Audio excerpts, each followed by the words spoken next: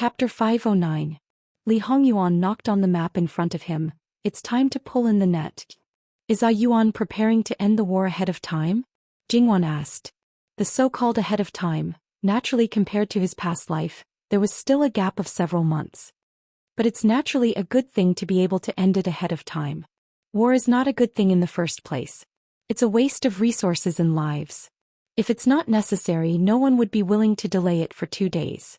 Jingwan looked at the map that was clearly divided into 2 parts. Even if it can be brought forward, it shouldn't be over in 1 or 2 days. It's not impossible to immediately stop the war, but it's a bit difficult and not what this husband wants. Jingwan pondered for a moment and understood. As long as one side surrenders, then the war will immediately stop. However, it's impossible to make Qiyuan surrender, and the West Han tribe's virtuous prince obviously wouldn't do such a thing easily even if his brain was flooded with water. Jin Qinhuang would be able to open it up and let the water out. After this matter is over, will His Majesty be so angry that something bad will happen to him? Jingwan was a little worried. Li Hongyuan sneered, "Don't talk about being angry. Even if he dies from anger, it doesn't matter. It saves me the trouble of doing it myself." Jingwan was silent. In his past life he personally chopped up his own father. In the eyes of the world, that was absolutely inhumane, intolerable and worse than a beast. The reason he became a tyrant was not without these bloody and cruel methods before ascending the throne. According to your current arrangement, the Northwest Army will certainly not lose more than 200,000 people for nothing. I'm also fine. So, even if that man is very, very annoying, it's fine if you usurp the throne, but at least keep him alive. Jingwan knows he doesn't care about his reputation, but in the end, Jingwan doesn't want him to have a bad reputation for 1,000 years. At present, filial piety is the rule of the world. Children are the same as their parents' private property. As the saying goes, there are no parents without fault. So, no matter what they do to their children, even if it's excessive, people will only say a few words. But if it's the other way around, they will be accused of being unfilial. Most people are like this, not to mention the emperor. Even if the emperor killed his own son in broad daylight, no one would dare to say anything. Even if it's an eternal ruler, once tainted with a stain, generations of descendants will criticize him. How could Li Hongyuan not understand Jingwan's meaning?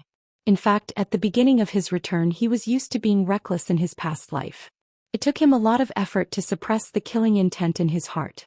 After so many years his killing intent has faded. At least on the surface he can face the so-called emperor calmly.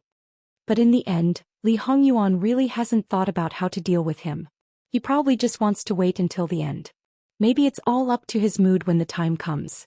But one thing is for sure, and that is he never thought about feeding him well. But if it's just keeping him alive, it's not impossible to consider. Li Hongyuan reached out and touched Jingwan's cheek. "Don't worry, I know what I'm doing.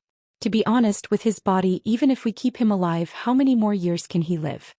Jingwan held Li Hongyuan's hand. "So, I don't want you to repeat the mistakes of the past. Moreover, if this person dies, everything will be over. If he lives, he may be able to atone for his wrongdoings." "You expect a person like him to atone for his sins? Wanwan, are you being silly again? Moreover, how are you going to let him atone for his sins?" Jingwan was speechless. Keeping him alive means that he is the retired emperor in name. What do you want him to do? Fool, there are many ways to kill someone. It's not necessary to kill him with a knife. If you want him to die quickly, you can die quickly. If you want him to die slowly, you can die slowly. Maybe it's painful or maybe it's easier. There are at least 80 ways to do it. So, don't think about these silly questions. People are not smart. The more you think, the more foolish you become. This was not the first time that Jingwan had been called silly. She was almost immune to it now and rolled her eyes at him. However, since this was the case, there was no need to continue talking about this matter. It was rather boring. Because the plan was being carried out step by step, Jingwan also became nervous. She stopped asking about the casualty barracks and followed Li Hongyuan to read the secret letters that came and went. Earlier on, the weapons and armor that Li Hongyuan secretly forged were all shipped to the Northwest in batches. Some were concealed, some were not. The reason why he was so brazen was that the entire Northwest was now under his control. At the same time, it also showed that Li Hongyuan was increasingly unconcerned about whether his own affairs would be exposed. And now the Western Han tribe's great sage king was also badly battered. Speaking of which, he was called the Great Sage King. In fact, he was not one of the two great sage kings under the Western Han tribe king. Speaking of which, he was only the Western Han tribe king's brother. The other great sage king was their elder. Moreover, there were also the Western Han tribe king's sons. As the great sage king's reputation became more and more resounding, how could people not be afraid of him? Even the Western Han tribe king who once trusted him was increasingly shaken under the various slanderous attacks from various parties. Now what he needed was an opportunity. And this opportunity, Li Hongyuan would soon deliver it to his hands. As for Lu Qingdi, he was bound to give some benefits. Li Hongyuan had to cooperate in order to let Li Siyen complete her task. Everything was ready and waiting for Jin Qinhuang's order. Wang Ye, you asked us to pay attention to Su Mingzhang's whereabouts a few days ago. It has now been confirmed. Chapter 510. Wang Ye, a few days ago, you asked me to pay attention to the whereabouts of Su Mingzhang, and now it has been confirmed. When everything was ready and the final plan could be implemented at any time, Fu Yunting brought news of someone who should have been almost forgotten. After a long while, Li Hongyuan indifferently responded, "Have you seen the person?" "Yes." Regarding the cold reception in front of Jin Qinhuang, Fu Yunting was already accustomed to it. If there was a time when Li Hongyuan was amiable towards him, then his nerves would truly be stretched taut. Therefore, no matter how long this lord ignored him, he could still respectfully stand there without the slightest negative emotion. Su Mingzhang's alias is Su Bufu. Even his figure has changed compared to the past. There are injuries on his face, some changes in his eyebrows, and his skin color is much darker. He looks like he comes from an ordinary background, has a good brain and can recognize a few characters, but doesn't look like he has read much. To put it bluntly, Su Mingzhang was an elegant person with excellent cultivation and grace. Then Su Bufu was a shrewd and ambitious rough man. If it wasn't for Li Hongyuan's early letter to let Fu Yunting pay attention, he would never have connected these two people with the difference between heaven and earth. Because of the reminder, he deliberately paid attention. Because of the deliberate attention, he discovered something that could not be erased. However, in a cautious manner, Fu Yunting still spent some time to confirm the other party's identity. After all, if he made a mistake, he was afraid that he would not be able to bear the consequences. Since he has already walked in front of you, it seems that he has shown a lot of talent. At the same time, he also has military achievements. So, help him again and let him make some more contributions. At least when the army returns to the court, let him become a member of the limelight. Since he wanted to climb back up with the fastest speed, Jin Qinhuang expressed that he had the beauty to help him achieve his goal. Yes. Fu Yunting replied. Fu Yunting felt a little sorrow for Su Mingzhang in his heart. He was a criminal who had been sent to the border and would never be allowed to return to the capital. If he had been sent to the northwest, perhaps he could have said that it was fate, and he could have used meritorious service to atone for his crimes. Perhaps he would have been able to climb back up with dignity. However, the reality was the complete opposite. He was a criminal who had changed his identity and schemed. Then, no matter how much meritorious service he had, it would have been useless. Moreover, the current northwest could be said to be Fu Yunting's, covering the sky with one hand. Regardless of whether Su Mingzhang's military exploits were real or fake, they would be able to make it sound fake. For example, they would be able to falsely claim military exploits, or use unscrupulous means to obtain military exploits. Moreover, they would be able to make it sound quite convincing. After all, Su Mingzhang had once been a scholar without the strength to truss up a chicken. He had never learned the art of war, nor had he read any military books. How could he have been reborn in such a short period of time? However, Fu Yunting currently did not have the leisure to sympathize with others. It was already good enough that he was able to preserve his own safety. Although the injuries on his body had already healed, but every time he saw Jin Qinhuang, there would still be a pain that came from his bones. It was real pain and not a so-called illusion. Furthermore, once he left Jin Qinhuang's line of sight and was not under the same roof, nothing would happen. As for the reason behind this, he himself did not know, and it was not enough for others to know. Therefore, if Jingwan knew that it was because of psychological factors that produced neuralgia, she would probably be speechless again. Of course, Su Mingzhang's real sorrow did not concern himself with this. When he clearly knew that the emperor did not like Fu Yunting, he still became Fu Yunting's right-hand general. Regardless of whether he was active or passive, he would definitely be on Lu Qingdi's blacklist. And as an insider, Su Mingzhong would definitely do something during this period of time. Then it would be a ready-made handle. When the time came, it would be unknown who would be the one to collude with the enemy and commit treason. And step by step, Jin Qinhuang, who had calculated all of this to death as one of his own people, it made people's liver tremble. As someone who was completely kept in the dark by him, really he did not know what kind of emotions he should express to them. However, because he himself was also quite miserable, hearing that there were many people who were more miserable than him, even if those people had no grievances or enmity with him, his heart still strangely gave birth to a sense of balance. Fu Yunting was too lazy to bother about whether his mentality was wrong or not. "All right, get lost," Li Hongyuan indifferently said. "This general will retire." Fu Yunting quickly got lost. However, Fu Yunting was very clear that there were some things that if he did not do well, Jin Qinhuang would probably really fix him. At that time it would not be so easy. Whatever Lu Qingdi wanted to do to him, the things that were not done, Jin Qinhuang would probably have to do it on his behalf. And in Jin Qinhuang's hands, there really was not even the slightest chance.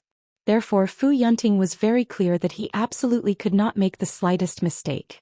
He had to be 120% alert at any time and place. Before the dust settled, he absolutely could not relax.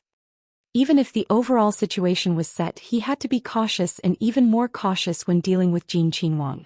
He must not be careless and provoke the other party. He did not want to die, and even more so, did not want to implicate his family. Among the commander-in-chief who held hundreds of thousands of military power, to be honest, there was probably not one who was as sullen as Fu Yunting. Those people, if they really had some kind of ambition, even if they did not usurp the throne to a certain extent, they could still wrestle with the person on the throne. Perhaps he did not fear Lu Qingdi because Lu Qingdi was someone who was played in the palm of his hand by the person he feared. Let's not mention how badly the Western Xiong tribe's virtuous prince was under pressure. Let's not mention how the Western Xiong tribe's internal strife was also not mentioned. Let's talk about how Lu Qingdi was approaching the end of the year. Under normal circumstances he should have already retired. However, because of the war, this year was the same as last year. No one stopped working, and at this time, Lu Qingdi and the entire court suddenly received news that Jin Qinhuang and his entourage, including Jin Qinhuang's consort Luo Jingwan, Yu Zhongqing, blackguard Li Suyen and so on, had all disappeared. That was not all. Afterwards, all connections between the Northwest and the court were also completely cut off at the same time. No one knew what was going on over there. Jin Qinhuang's disappearance was simply the last piece of news deliberately released by the other party. Lu Qingdi agreed with Li Suyen's suggestion to make use of his son. However, this kind of completely uncontrollable situation was absolutely not what he wanted to see. That was the son he cared about the most, the son born from the love of his life. Now the ritual had been completed. He did not know what the final result would be. He could not wait to see her. However, after the ritual, Great Master Liaochen temporarily refused to see guests. He, the emperor, was no exception. Now that his son was missing, if he could see her, what would he say to her? Lu Qingdi's anger soared to an unprecedented height. This time he was not so lucky. Still full of energy, he directly vomited blood and even fell into a short coma. This was in front of many people. Even if he wanted to hide it, it could not be hidden. For a time many people were panicking. Fortunately, because of the short duration, the panic was soon suppressed. However, this situation was like a warning or a sign. It was deeply rooted in some people's hearts. It was like a seed had taken root and sprouted, and the bottom of their hearts was restless. After Lu Qingdi woke up, he immediately sent people to the northwest. No matter what, he had to find out what was going on. Dying together with this, without hesitation, he directly gave the order to imprison everyone in Wuk and Marquis Fu. After all, there was nothing much to say this time. If it wasn't for Fu Yunting's problem, it wouldn't have been that after Jin Qinhuang went missing, even the news from the northwest would not have been cut off. Lu Qingdi's heart was filled with deep hatred. Fu Yunting actually rebelled. However, at this time Lu Qingdi was still rational. He detained the people in Wu Anho's residence and did not touch them. After all, his beloved son might be in the hands of the other party. He was afraid that if he touched the people in Wu Anho's residence, his son would also suffer. And when the situation was unclear, it was impossible to send troops to suppress them. So he could only wait. Waiting in the unknown was the most anxious thing. Fortunately, there were still a few people in the imperial court who roughly knew about Jin Qinhuang's plan. That's right, they only roughly knew. So in the face of such a situation they were still stable. However, they still had to show anxiety. So Luo Peishan ran to Lu Qingdi every day wanting to know the latest news. On the surface he was as worried as Lu Qingdi, but in his heart he was full of sympathy for Lu Qingdi. However, other than sympathy there was nothing else. After all, as a subject he was not disappointed in the emperor but in despair. Chapter 5:11. After waiting anxiously, it was not in vain. The people sent out eventually brought back some news. After all, the Northwest was so big. It was not a square house. It was unrealistic to rely on manpower to completely block it. Even if the main road north was blocked, there would always be a way to go to other places. However, the news brought back was not so wonderful. Fu Yunting had colluded with the enemy and committed treason. Prince Jin's whereabouts were still unknown. No one knew where he was. Whether he was detained somewhere by Fu Yunting or directly handed over to the Xiongnu as proof of his good relationship with the Xiongnu was still unknown. Such a result naturally made Lu Qingdi furious. Trash, all of them were trash. However, since it was already confirmed that Fu Yunting had committed treason, he could not do nothing.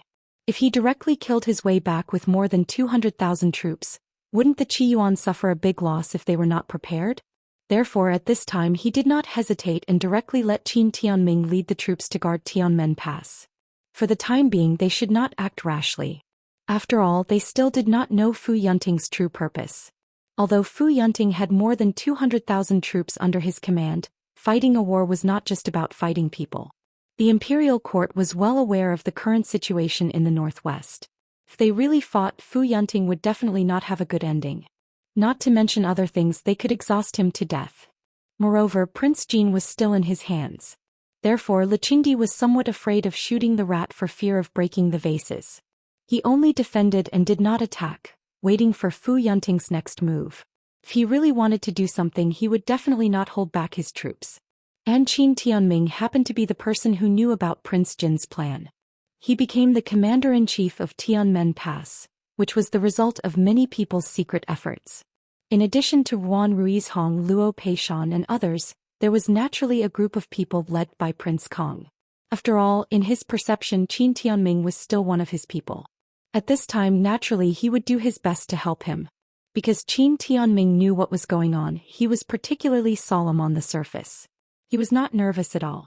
Rather than saying that guarding Tianmen Pass was to guard against Fu Yunting, it was better to say that he was holding the line for Fu Yunting. Therefore, colluding with the enemy and committing treason was simply Prince Jin's roundabout way to get reinforcements for Fu Yunting. Qin Tianming arrived at Tianmen Pass, and the 150,000 troops under his command were all in place.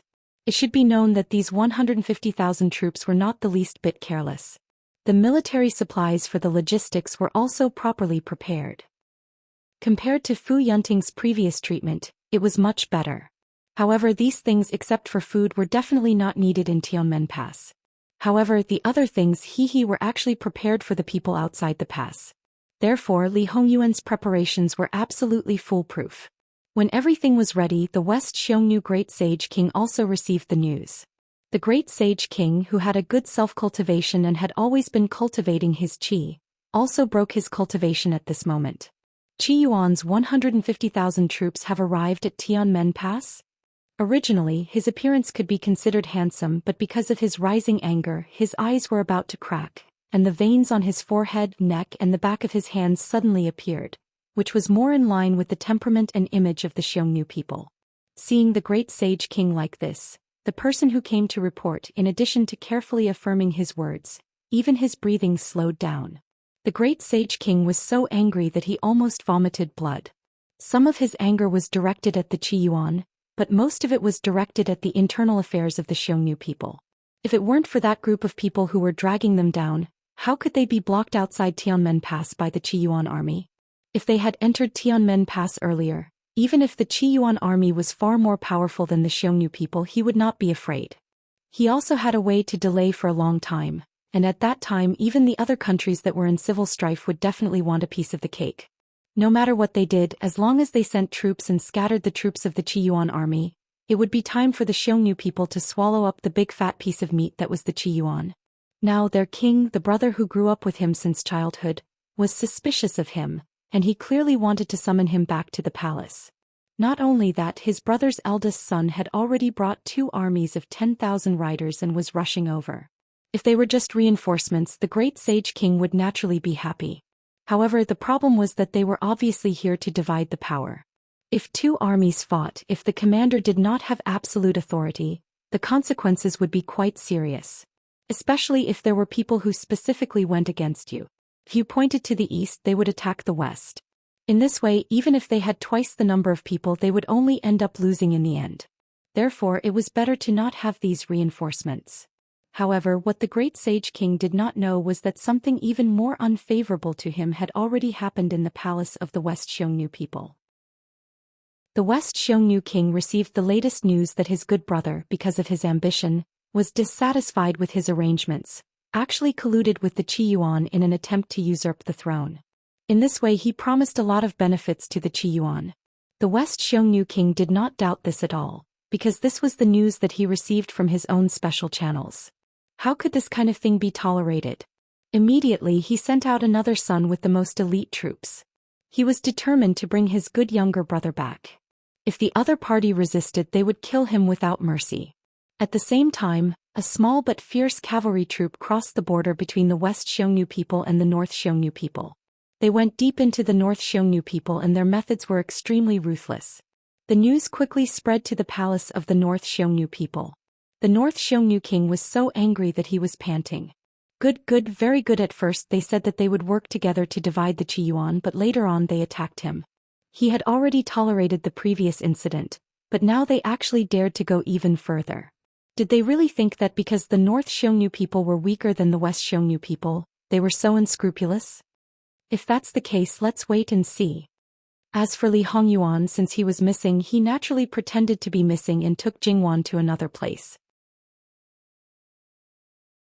Chapter 5:12. Your Highness, everything has been arranged. Li Hongyuan nodded nonchalantly and did not say anything else. They had already come this far. If they continued, it would be over. After the messenger confirmed that he had no further instructions, he quietly left the room.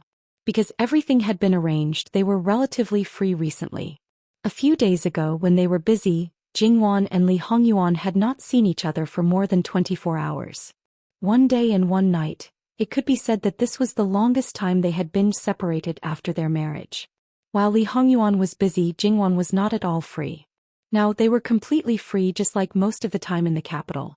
Their so-called change of residence was actually still in the prefectural city, and it was not far from their original residence. After listening to the last report, Jingwan held the teacup and silently drank 2 mouthfuls of tea. Ah Yuan, if there are no accidents, we should be able to return to the capital in a month at most, right? There won't be any accidents, because he would never allow it. After everything is done, we definitely can't stay here like in Jiangnan. Why don't we go out for a walk while we still have some time? Li Hongyuan pulled Jingwan over to sit on his lap and casually brushed Jingwan's hair. Jingwan shook her head decisively. If it was peacetime, she would definitely be very willing, but now it was not normal. If there were any accidents, even if it was not a threat, she would not be willing to let it happen. Although she believed that her husband would arrange everything, there was no lack of accidents in the world. The way to eliminate accidents was to reduce the chances of accidents as much as possible. Although it did not mean that there would be no accidents if they did not go out. In the future there may not be a chance. Jingwan understood Li Hongyuan's meaning. Although I yearn for it, it does not mean that I have to go. Just like in her previous life, perhaps she liked to travel, but under the circumstances where the conditions did not allow, she could still stay in the same place. Li Hongyuan did not say anything else, but it was hard to tell what he was thinking in his heart. Fu Yunting knew that his worries had been resolved, so he naturally prepared to go all out. Although Su Mingzhang, who changed his name to Su Bufu, was not a subordinate of Fu Yunting, he was also a highly regarded subordinate of another general. Although he could not casually interject in front of Fu Yunting, he also had a certain right to speak. And Fu Yunting wanted to complete the layout of Li Hongyuan. Those soldiers could be completely concealed, but obviously his generals could not. Of course, because he was the commander-in-chief, many things did not need to be said very clearly. It was enough to let them know part of it. What kind of person was Su Mingzhang? On the battlefield he could get to his current position so quickly. Perhaps someone helped him. However, when he was in the imperial court he could reach the position of assistant minister at the age of 30. It was not only because of the full support of Prince Rui and imperial concubine Su. Some positions, if one did not have the ability, no matter how much support they received, they could not sit still. Therefore Su Mingzhang was keenly aware of some problems. He didn't dare to act on his own, so he could only secretly contact the capital. However, he quickly realized that he couldn't find a chance to do so. Unknowingly, the military camp was under strict control. To a certain extent, it could be said that not even a fly could get out of here. Because of this understanding, Su Mingzhang was frightened. Fu Yunting, this young man, had his means reached such a level? With the emperor's means, could such a person be easily eradicated? More importantly, he did not know what was going on. Even if he wanted to do something first, it seemed that he did not know where to start. Fu Yunting only wanted to say, "Ha." There were many things that he was just a scapegoat, okay? The truly terrifying people were actually people who did not take him seriously. The Xiongnu people in the north were ready to rebel at any time. The Xiongnu people were fighting for power in the main tent. Qi Yuan did not have to worry about the rear. Fu Yunting lit the fuse of the final battle. Sitting in the main tent, Fu Yunting's back was as straight as a pole. All the generals under him were standing upright, waiting for him to give military orders. Fu Yunting took the first command flag. He issued military orders one by one. At the same time, because King Daxian had been held back by his own people during this period of time, the originally very long battlefront had shrunk a lot. It was now concentrated in the area of one county. Of course, this area was still not small. However, other than this main battlefield, other places had already been set up. There were unified arrangements for when and what to do. Just when King Daxian was annoyed by his nephew, Qi Yuan's counterattack was very fast. Could be said that King Daxian was caught off guard. In just a short confrontation, King Daxian's heart skipped a beat. Their combat power had increased by more than 30%. King Daxian did not have time to think about the reason behind it. He only knew that things were not good. Originally, according to his previous prestige, organizing a counterattack was not a problem. However, this time he was in trouble. Some people did not listen to his orders at all, especially that good nephew of his. He was arrogant and wanted to snatch the credit. He directly led his subordinates and rushed to Qi Yuan's seemingly weakest flank. Chapter 513. One could imagine how big of a blow it would be to the morale of the troops, especially since he died too quickly. If he died after a fierce battle, it might arouse the hatred of his subordinates and they would want to avenge him. However, he died without even fighting. What rose in their hearts was not hatred but fear. Because the gap between them was too big, the originally soaring momentum collapsed in an instant. The orderly charging team was in chaos. What was more tragic was that because of the direct impact, the people at the front subconsciously reined in their horses, and the people at the back crashed into them one after another. At this time, not to mention combat power, they were simply a group of lambs waiting to be slaughtered. On the other hand, Qi Yuan's charging speed did not stop. In the sudden chaos, they did not even pause for a moment and directly pounced on the people like hungry wolves. It just so happened that they finished off the people in the chaos decisively. Behind them, there was a person in armor sitting upright on the back of a horse, holding a seemingly simple but absolutely powerful bow by his side. This person was not Fu Yunting's subordinate, and to a certain extent he should not be here. However, he was too embarrassed because he was really moldy all over, so he brought a group of people and sneaked over. He Jihai clicked his tongue and felt a little helpless about the fact that he did not directly rush to kill, but instead he shot arrows from behind. This was something he would never do in the past. He should have been on the front line. In Lu Qingdi's opinion, this time Fu Yunting was really rebelling. Therefore, He Jihai, who was quite a promising young general, was sent out without hesitation.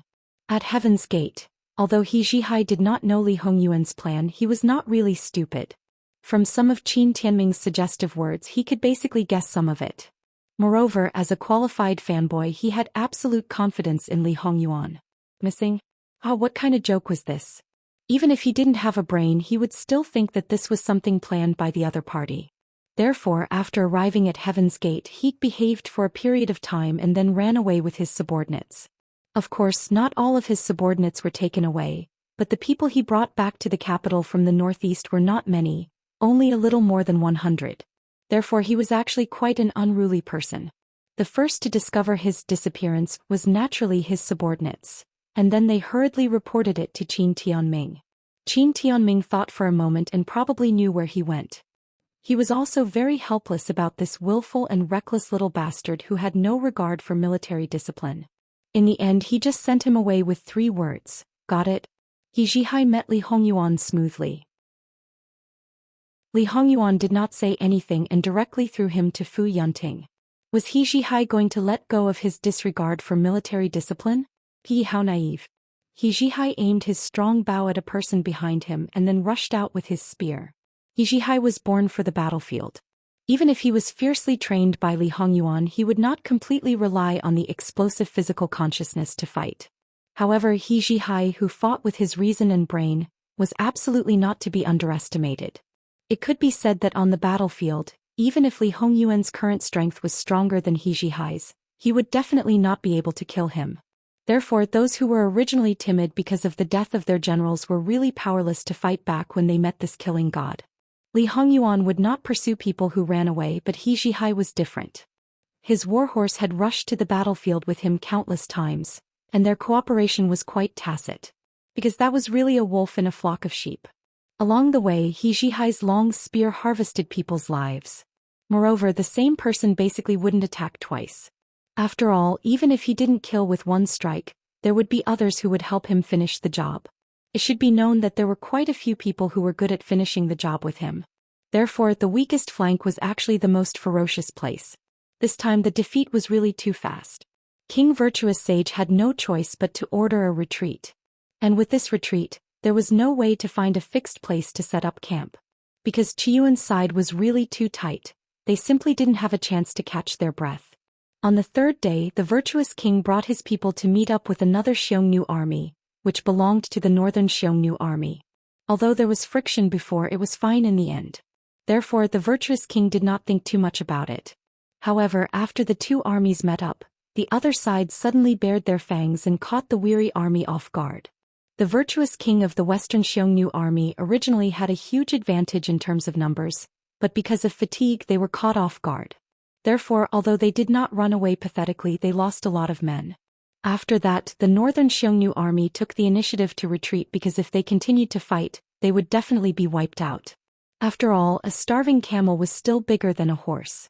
It was enough to give the western Xiongnu army a big bite. After all, the western Xiongnu army would definitely not chase after them. The virtuous king of the western Xiongnu army wiped his face and ordered the army to regroup and head west. In fact, there were worse things to come. The western Xiongnu army's food supplies were cut off. Although they were still in Qiyuan's territory, they had already looted the land after occupying it. Therefore, even if they wanted to rob them now, they could not find a place to rob. Chapter 5:14. King Dexian was very tenacious and managed to reach the West Xiongnu territory. However, the Qiyuan army had also caught up. King Dexian had less than 10,000 people left. Originally, most of them were cavalrymen. However, because they ran out of food, they had no choice but to use war horses as food. Thus, the number of war horses had decreased to a few hundred. Of course, because the battle line was longer, the number of West Xiongnu soldiers that stayed in Qiyuan should be more than the number of soldiers that King Dexian led. However, without a good general, even if these people were brave, they had now become a mob. They were no longer a threat. King Dexian believed that the Qiyuan soldiers in charge of dealing with these people would be able to deal with them. As for the North Xiongnu people, since they had secretly surrendered to the Qiyuan, King Jin was merciful and let them off temporarily. He would deal with the West Xiongnu first. That's right, it was only temporary. As the general, Fu Yunting took the lead. Although there were less than 30,000 soldiers following him, they were all cavalrymen. Their spirit and appearance were quite good. Compared to the West Xiongnu people, it was like heaven and earth. With such a difference, how could King Dexian of the West Xiongnu people still want to turn the situation around? The original situation was not very serious.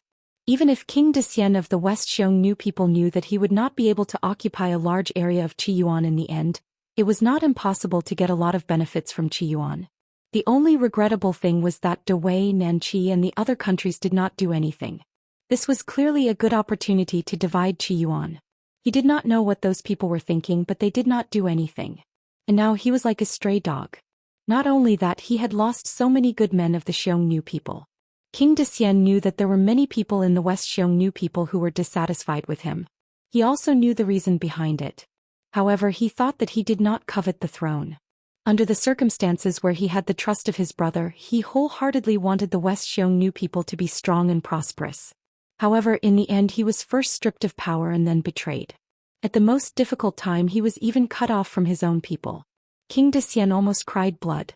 He thought of his ambitions when he was young and thought of everything that he had sacrificed for this ambition. Now that he had no choice but to face Qiyuan's army, he could not help but ask himself, was it worth it? Along the way, because Qiyuan had the absolute advantage, if he wanted to kill them, King Virtuous Sage and the others would have already walked into a dead end. However, they were forced to the border between Qiyuan and the West Xiongnu people. They were like mice being toyed with by a cat. Even though they knew this was the case, they still persisted in escaping. However, they still held on to a little bit of luck, hoping that at some point, they would meet the reinforcements sent by the king.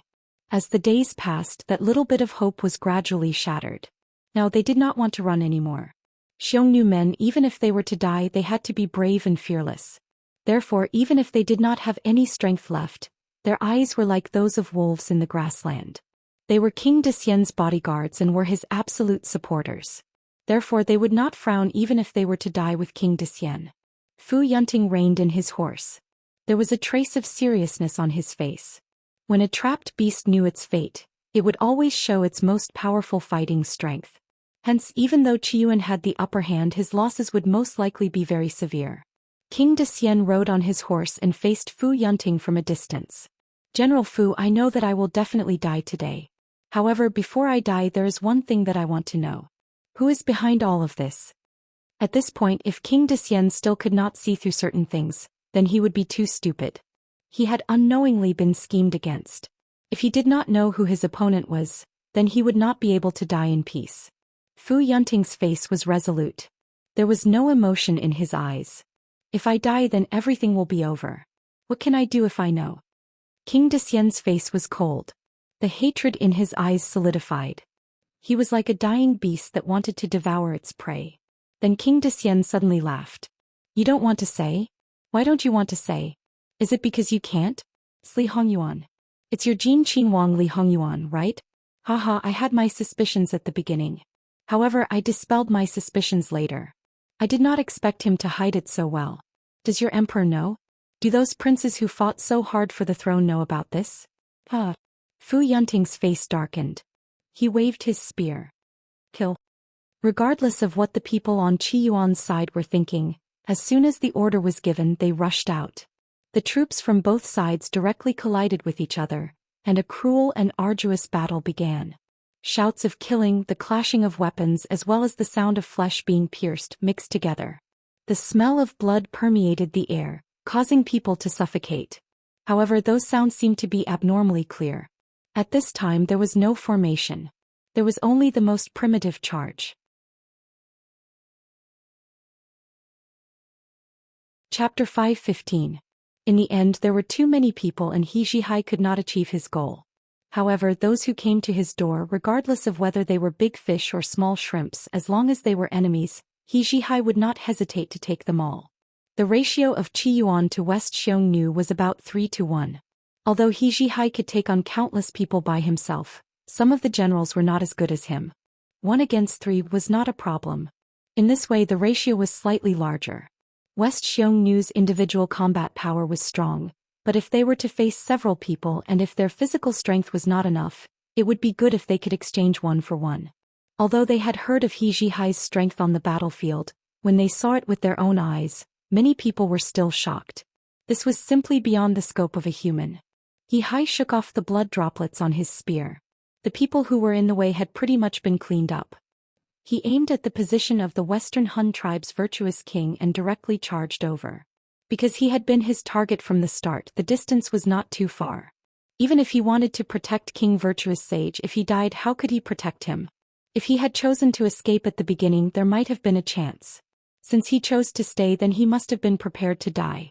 When the virtuous king slashed the broadsword in his hand towards one of the Qiyuan soldiers, it was suddenly flicked away by a spear from the side.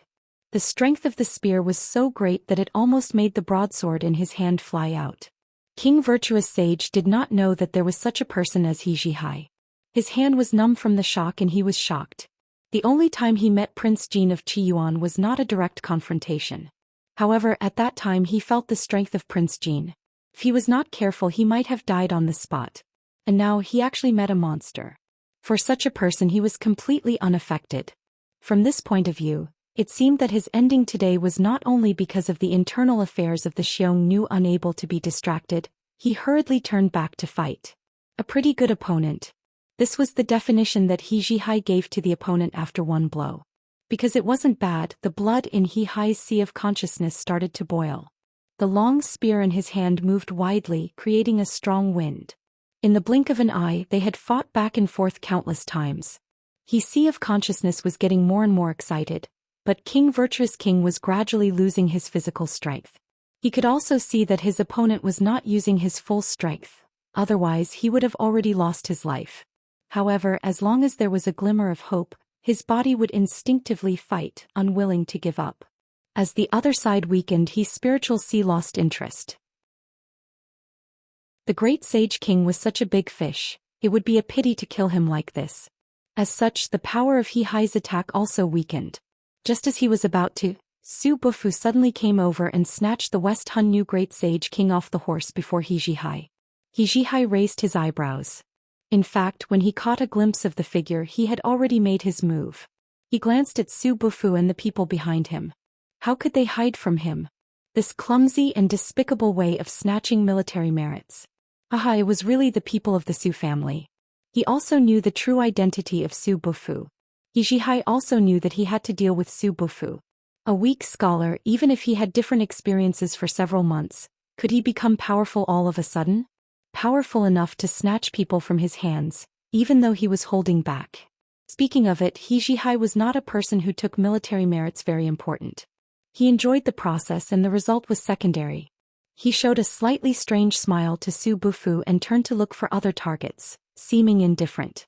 Su Bufu's eyebrows twitched. How great was the military merit of capturing the enemy's commander-in-chief alive?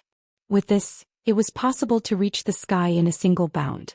Otherwise he would not rashly make a move. Seeing that the war with the Xiongnu was about to end, his military merit seemed to be very good, and his promotion speed was quite fast. Many people could not reach it in their lifetime, but for him this was far from enough. Seeing the West Hunnu Great Sage King was close at hand, and was completely at a disadvantage because of He Zhihai, he acted faster than reason, but he did not expect to get it so easily. Recently, because of the tight blockade of the military camp, Su Bufu still knew nothing about many things.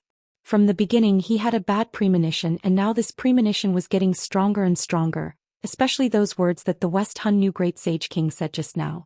Although it might be the other party's plan to sow discord, Su Bufu still felt frightened. If it was true, then Prince Jin's game of chess was too big and hidden too deep. It could be seen from Prince Jin's usual style of conduct that he was absolutely not a good person.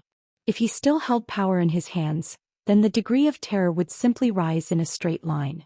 In this way there was still a way for others to survive. In addition, knowing the emperor's attitude towards Fu Yunting, he could only watch him make more and more military merits.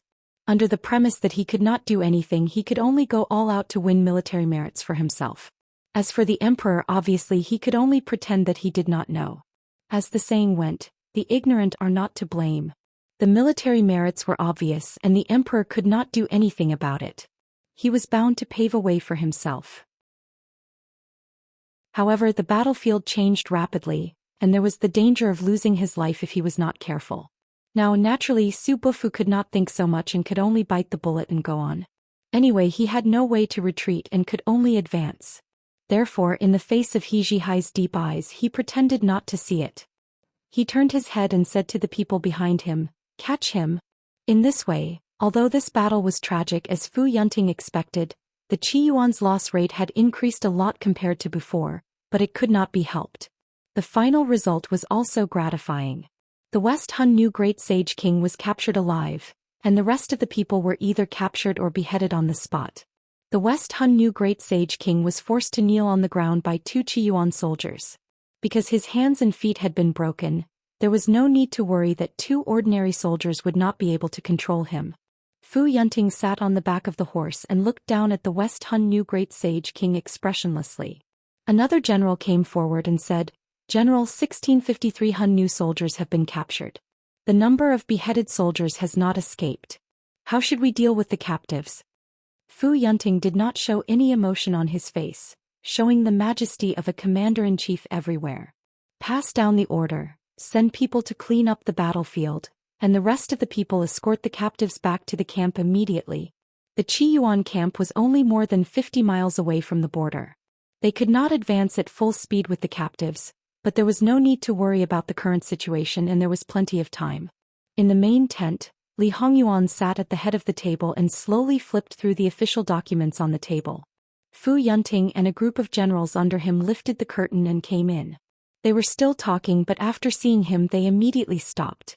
The expressions on their faces were stiff, which looked a bit funny. Fu Yunting was fine. As his personal soldier, he was guarding outside the tent. He had just given him a silent hint, so he was mentally prepared.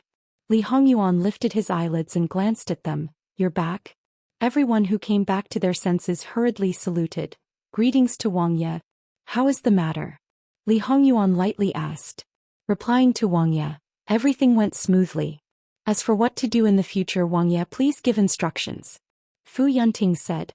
"You are the commander-in-chief and you want Ben Wang to give instructions? What do I want you to do?"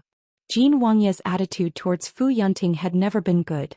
Although Fu Yunting had long been accustomed to it, but in front of so many subordinates, he was still somewhat embarrassed and uncomfortable. However, he could be considered to have copper skin and iron bones now. His expression did not change. Since Jin Wang Ye did not participate, he already knew what to do. "Wang Ye, the commander-in-chief of the West Hun new Great Sage King, has been captured alive. Does Wang Ye want to see him?" "Whose credit?" Li Hongyuan seemed to be a little interested. Fu Yunting turned sideways and motioned for Su Bufu to come forward. "Wang Ye, this person's surname is Su Bufu. He was originally an ordinary soldier, but his intelligence was outstanding. In the battle against the Xiongnu Great Sage King, he made great contributions. This time it was his credit to capture Great Sage King alive." Li Hongyuan slightly narrowed his eyes and looked at Su Bufu. For a moment he suddenly smiled. "You are all good men of Qiyuan. Don't forget to count hailstones to Fu Huang. With such a contribution, I think Fu Huang will never treat you unfairly. The same goes for the others. Wang Ye, rest assured that this general will handle this matter well." Being stared at by Jin Wang Ye, Su Bufu only felt that his heart was about to jump out. There was always a feeling of being stripped naked and seen through. Although Jin Wang Ye was actually similar to the other generals present and was not familiar with him, in the face of Jin Wang Ye's eyes, he could not help but feel uneasy. He had to do his best to control his body from trembling. That feeling was countless times more terrifying than some animals being stared at by their natural enemies. Li Hongyuan closed the official document in his hand and waved to them. "You can go and bring Great Sage King in. We will retire." One by one they felt as if they had been pardoned. They really did not want to face this living king of hell, so they filed out. Great Sage King was carried in by 2 people and thrown to the ground casually. He looked particularly embarrassed. "What are you doing? He is the Xiongnu King. His status is second only to the Xiongnu King. At the very least there should be some basic respect. Take a seat." Although he said so, his expression was not the same. The living king of hell spoke, but he did not dare to neglect and quickly helped Great Sage King up. West Xiongnu Great Sage King's hands and feet were crippled. He could not use any strength. Even if he was sitting, he had lost his dignity. But his eyes were fixed on Jin Qinhuang. "It really is you, Qiyuan's 6th prince, Jin Qinhuang Li Hongyuan," he said with certainty. Although Great Sage King was a very confident and even conceited person, he did not think that he was invincible. He knew that the winner was the king and the loser was the bandit. In fact, he had long been aware that he would be captured and killed. However, when it really came to this moment, he was still very unwilling and abnormally resentful. Especially when he lost without knowing why, he felt vexed and aggrieved. Li Hongyuan was still calm and indifferent. He understood the other party's meaning and did not have the slightest deterrence to him. However, the more it was like this, the greater the psychological pressure. After all, the unknown was often more frightening than the surface. Falling to this point, Ben Wang has nothing to say. Now I just want to know what happened. General Fu probably did not give Ben Wang an answer because of Wang Ye's prestige. Ben Wang asks Jin Qinhuang not to be stingy with his answer. Ben Wang can die in peace. Whether you die in peace or not, what does it have to do with Ben Wang? Li Hongyuan's face was still indifferent. When these words fell into Great Sage King's ears, he felt endless sarcasm. He could hear the other party's contempt for him. Even if he was already a prisoner, this attitude made Great Sage King's eyes split open. The more arrogant a person was, the more they could not tolerate others looking down on them. However, who was the living king of hell? Would he care about other people's attitudes? The enemies who caused him a lot of trouble in his previous life were just so now. When the virtuous king was taken out, he was hysterical and wanted to get an answer from Li Hongyuan's mouth. However, the virtuous king, who was no longer in the eyes of the living hell king, was no different from other insignificant people. Thus, even if the virtuous king screamed until his throat broke, he still couldn't get what he wanted. Therefore, he was destined to die with grievances. It must be said that Great Sage King was completely crippled. Qi Yuan could not enlist him and naturally could not negotiate with the West Xiongnu to let the West Xiongnu spend money to redeem him. For a person like Great Sage King, his death was more valuable than being used to exchange for things from the West Xiongnu. Only someone with a brain would do something like letting a tiger return to the mountain and leave behind future troubles. Half of the reason Li Hongyuan came to the northwest was because of Great Sage King. Now that he had achieved the other half of his goal, well, it could be said that he had achieved it. He could prepare to return to the capital and deal with some other people. The blockade between the northwest and the capital was completely lifted. Fu Yunting wrote a report and sent it back to the capital first. However, the actions here did not stop. Don't forget that Li Hongyuan's original goal was to directly kill the West Xiongnu and completely cripple them. Therefore, just driving them out was far from enough. Fu Yunting reorganized the troops in the northwest and went deep into the West Xiongnu. Qin Tianming rushed over from Heaven's Gate and brought people to clean up the remaining West Xiongnu troops in Qiyuan. That's right, clean up. They did not care about any survivors. They had enough prisoners now. Although the Xiongnu people could be said to be soldiers, there were still only so many strong soldiers. Great Sage King had led more than half of the West Xiongnu troops. Therefore, when faced with Qi Yuan's army, even if they actively resisted, the result was still very little. After all, it was impossible to gather all the remaining troops. It was the same reason that Qi Yuan could not mobilize all the troops to attack New Xiongnu. It was the same reason that Qi Yuan could not mobilize all the troops to attack New Xiongnu. It was also surrounded by enemy countries. Fu Yunting's unstoppable force forced the West Xiongnu court to migrate again and again. This time it was Qi Yuan's turn to use war to support war. The West Xiongnu invaded Qi Yuan, robbed the people and killed countless people. Now was the time to take revenge.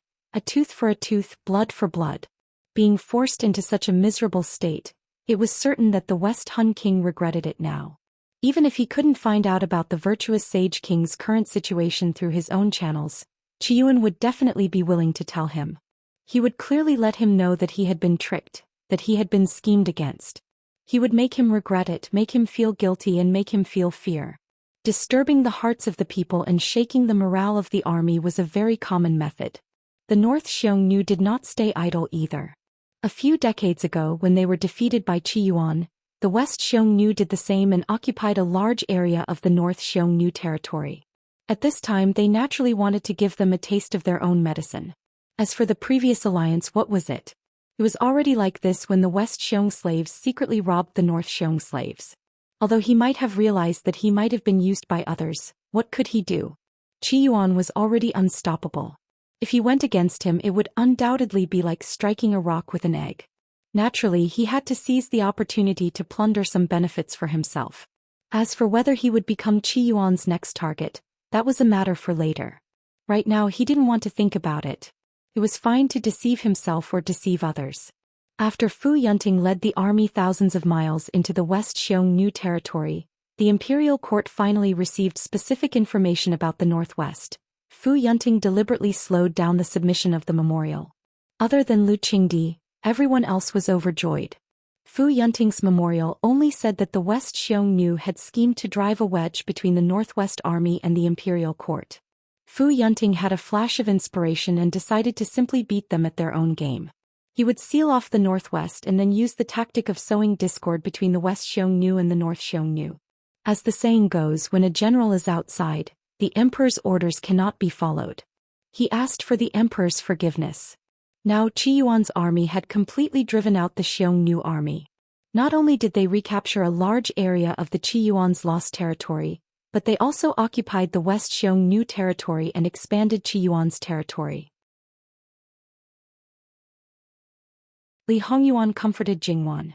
She shook her head. It's nothing. It's just some empty houses. It's still bearable. However, with the current situation in the Northwest, if they wanted to restore it to its former state, they would probably have to migrate people from other places.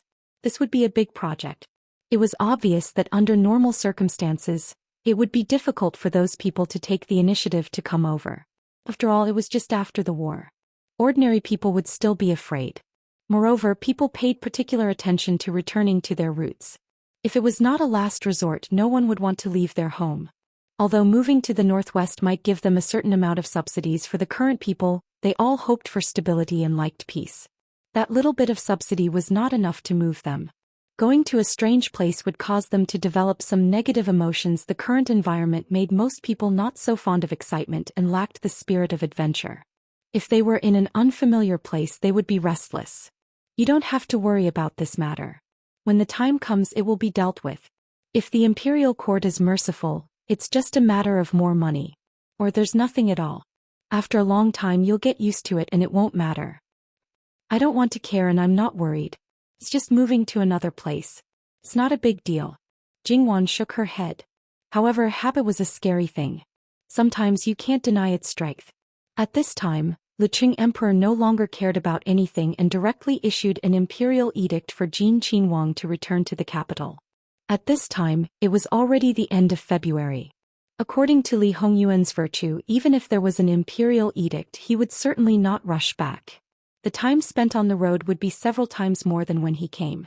After all, he missed the great scenery of the Northwest. Naturally, he couldn't miss the scenery on the way back. Jingwan's carriage sickness wasn't that serious now, but in comparison she still preferred to ride a horse.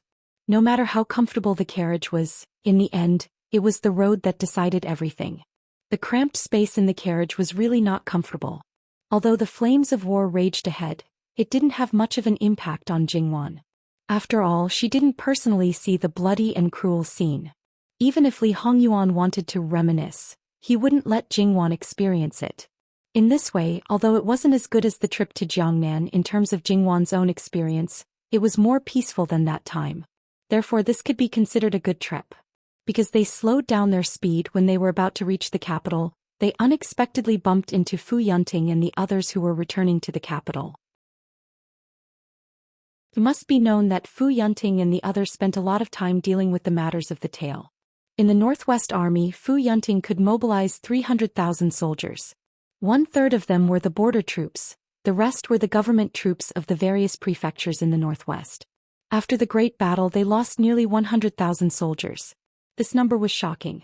However, in comparison, the Xiongnu's casualties were even greater. Could be said that they were completely wiped out. Following Fu Yunting back to the capital was only a small half of the generals. They were basically people who performed very well this time. The remaining nearly 20,000 people were brought by Fu Yunting when he left the capital. After the baptism of blood and the test of life and death, they were majestic and imposing. At the same time, their killing intent soared to the sky. It was just that there were prisoner carriages mixed in with the army. It was obvious that when they returned to the capital, there would be a grand prisoner offering ceremony. Although Fu Yunting did this to create momentum for himself, he had defeated a country and captured their important personnel. Holding a prisoner offering ceremony was also a way to show the country's prestige and calm the people. Thus, no one would easily say anything. Even Lu Qingdi knew that this was to increase Fu Yunting's bargaining chip. He could only keep his mouth shut. Even if he was the emperor, he could not change this point. Qi Yuan's great victory had already been widely publicized in the capital. Thus, it could be imagined just how grand of an occasion it would be when they returned to the capital. Thus, Li Hongyuan simply ordered his men to make a detour and head straight to the manor. They would return to the capital after they had finished reorganizing. The journey was not difficult. It was just that returning to a familiar place made Jingwan feel more relaxed and comfortable. In fact, as Li Hongyuan and Jingwan expected, Fu Yunting led the Iron Army closer to the capital step by step. The city gates were wide open. Outside the city gates, there were densely packed common people. They lined the streets to welcome them, their cheers shaking the sky. At this time they made people afraid just by looking at them, but it also made more people's hearts beat faster. How many people admired heroes? That Lu Qingdi led civil and military officials as well as his sons to the city gates to welcome them. Early in the morning the drums were beaten one after another, the sound never ending. Outside the city gates, Fu Yunting dismounted from his horse and knelt on one knee. He did not use the excuse that it was inconvenient to kneel because of his armor. If he really did that, he would be courting death. With Jin Qinhuang suppressing him, Fu Yunting had never been too conceited. He loudly sang "Long live our emperor," and the soldiers behind him all followed. Then he presented the West Xiongnu virtuous king and the captives to Lu Qingdi. Putting aside Fu Yunting, Lu Qingdi was still quite happy. Whether it was for face or sincerity at this time, they all clapped their hands and shouted that they would all be rewarded. Then the captives on the prison cart were all pressed down and forced to kneel on the ground. Large swords were placed on their necks, and with a command, heads fell to the ground one by one. The virtuous king was at the back and people were killed from the front. Anyone who was at the back could see the whole process clearly. Killing people on the battlefield was one thing, but this kind of psychological pressure caused by seeing your comrades' heads being chopped off, and then it was your turn. If your endurance was slightly weaker, you might go crazy on the spot. Putting the virtuous king at the back, it was obvious that he would bear the most pressure. However, the virtuous king ignored it all. Even if he was beaten by the Qi Yuan soldiers, he still held his head high. That was his pride, and he would not lower his head to anyone at any time. The virtuous king stared at Lu Qingdi, and at some point he suddenly laughed. It was not the despair and unwillingness of dying, but it was relief and even a little bit of schadenfreude. The virtuous king saw that the current Lu Qingdi was not his son's opponent at all. On the way from the northwest to the Qi Yuan's capital, the virtuous king had thought it through. He had fallen to this point and there was nothing to complain about, but there was some regret in his heart. He regretted that he did not know more about the person who put him in this situation. If he had known earlier, perhaps the ending would have been different. The virtuous king's head rolled to the ground, covered with dust. He was supposed to be a hero of his generation, but he met a terrible opponent. It could be said that he was born at the wrong time, and in the end he could only be separated from his body and die in a foreign land with regret. Under normal circumstances, a dead person would be like a tiger and people would be afraid. However, because the enemy had committed a heinous crime in their own country, so when the people saw it, they only felt unusually happy and cheered loudly. The bloodstain was completed, and the majesty of the imperial family was once again raised to another level. Everyone has had a hard journey. I order people to set up a banquet in the palace with good wine and good food to welcome you. Now go home for the time being and wash up. Thank you for your kindness, Your Majesty. Those who originally had houses in the capital naturally went home, and those who remained went to the Shishan barracks to settle down.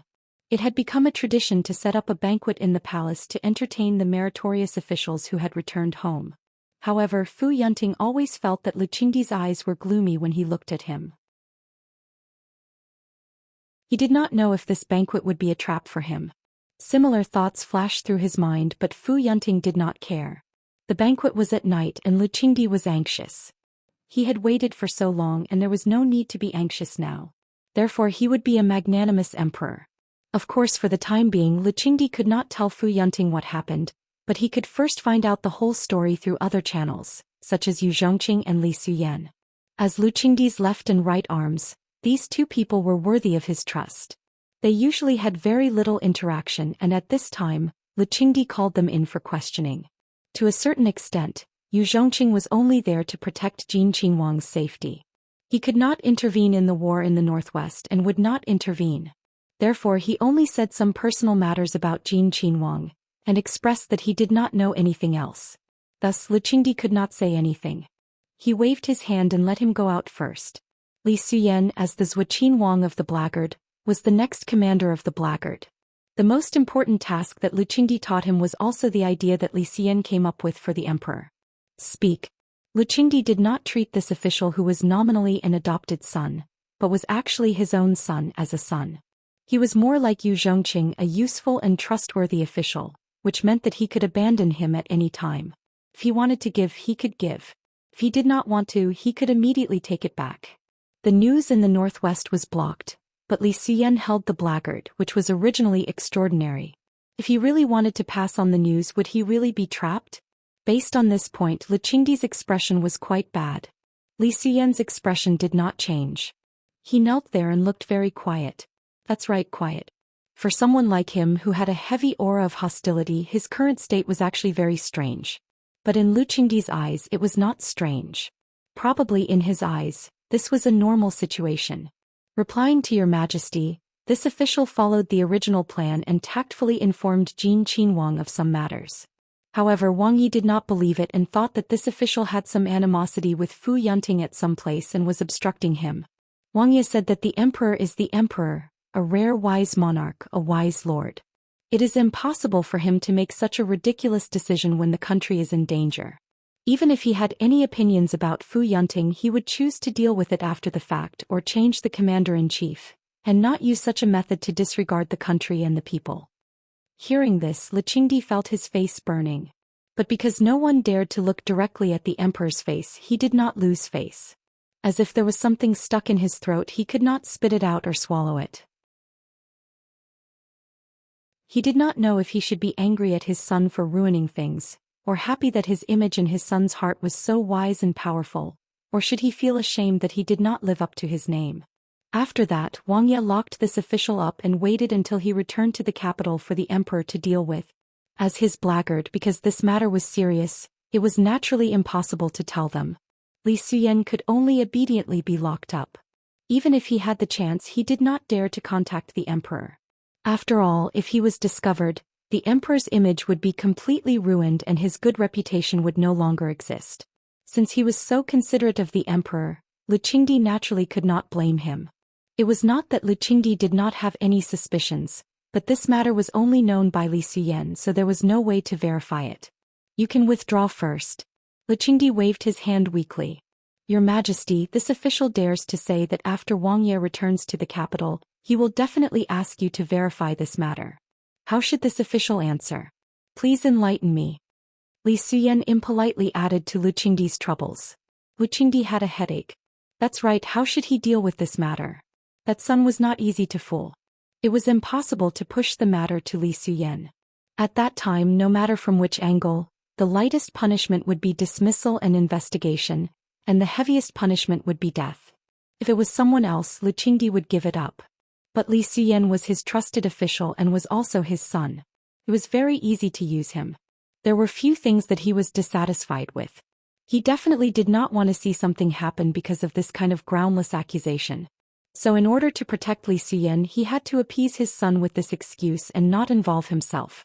Just thinking about it gave him a splitting headache. You can withdraw first. I will deal with this matter. Yes, this official will withdraw. Li Suyen also left in a very natural and unrestrained manner. Lu Qingdi knew that Li Hongyuan had gone to the village. He was originally anxious to see him, but now he did not think so. But it seemed that it was too late. He had already sent someone to call his son back. The living king of hell who was dedicated to deceiving his father. After seeing the person sent by Lu Qingdi, he gave him face and left. After returning to the capital, Li Hongyuan first sent Jingwan back to the Wangfu, then entered the palace alone. After seeing his son, Lu Qingdi asked about his son's well-being, expressing the concern of a father to his son. He did not mention anything about the missing person. After all, if he mentioned it, the matter that he wanted to hide would also be exposed. Li Hongyuan knew in his heart. If Lu Qingdi did not say anything, he did not mention it as well. He seemed to be very considerate, but his eyes seemed to be very deep. He seemed to know everything. But because he was his father, there were some things that he could not see through. At least on the surface he could save his face. Lu Qingdi held his breath. If this was really the case, then this son deliberately ruined his plan and he could not say anything. In his opinion, this son only thought that he did not like Fu Yunting and there was no deeper reason. If there's nothing else, Imperial Father, I'll take my leave. Li Hongyuan flicked his sleeves and left. Lu Qingdi could only watch as his son walked out of the door and disappeared. As for his own suspicions, Lu Qingdi could not verify them. The banquet in the evening was a welcoming banquet and also a celebration banquet. Many princes who were crowned as kings would definitely attend, as well as important officials in the court. Of course, women would definitely not attend such a banquet. At the beginning of the banquet, Lu Qingdi said many words that seemed to be encouraging and gave absolute affirmation to everyone. In fact, he was just trying to win people's hearts. Those who knew about it knew in their hearts. But at this time no one would care about it. Anyway, the army returned triumphantly, which was a very happy thing. Just when Lu Qingdi was about to reward the generals, Fu Yunting stepped forward first. https://11/11807/134744198.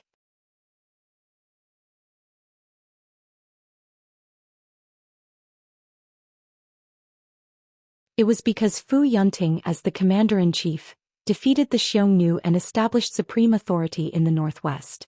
Not only did the soldiers respect him, but the common people also supported and respected him. What he didn't have, the many generals under his command, these were a lot of connections and couldn't be underestimated. Once they were taken in, these would become an important bargaining chip for them to seize the throne. However, although Fu Yunting was a military general, he had been in seclusion in the capital for many years. How could he be easily fooled? His performance was extremely smooth and could be said to be good at dancing. No matter how one looked at him, he didn't look like a military general. Moreover, he didn't have the armor.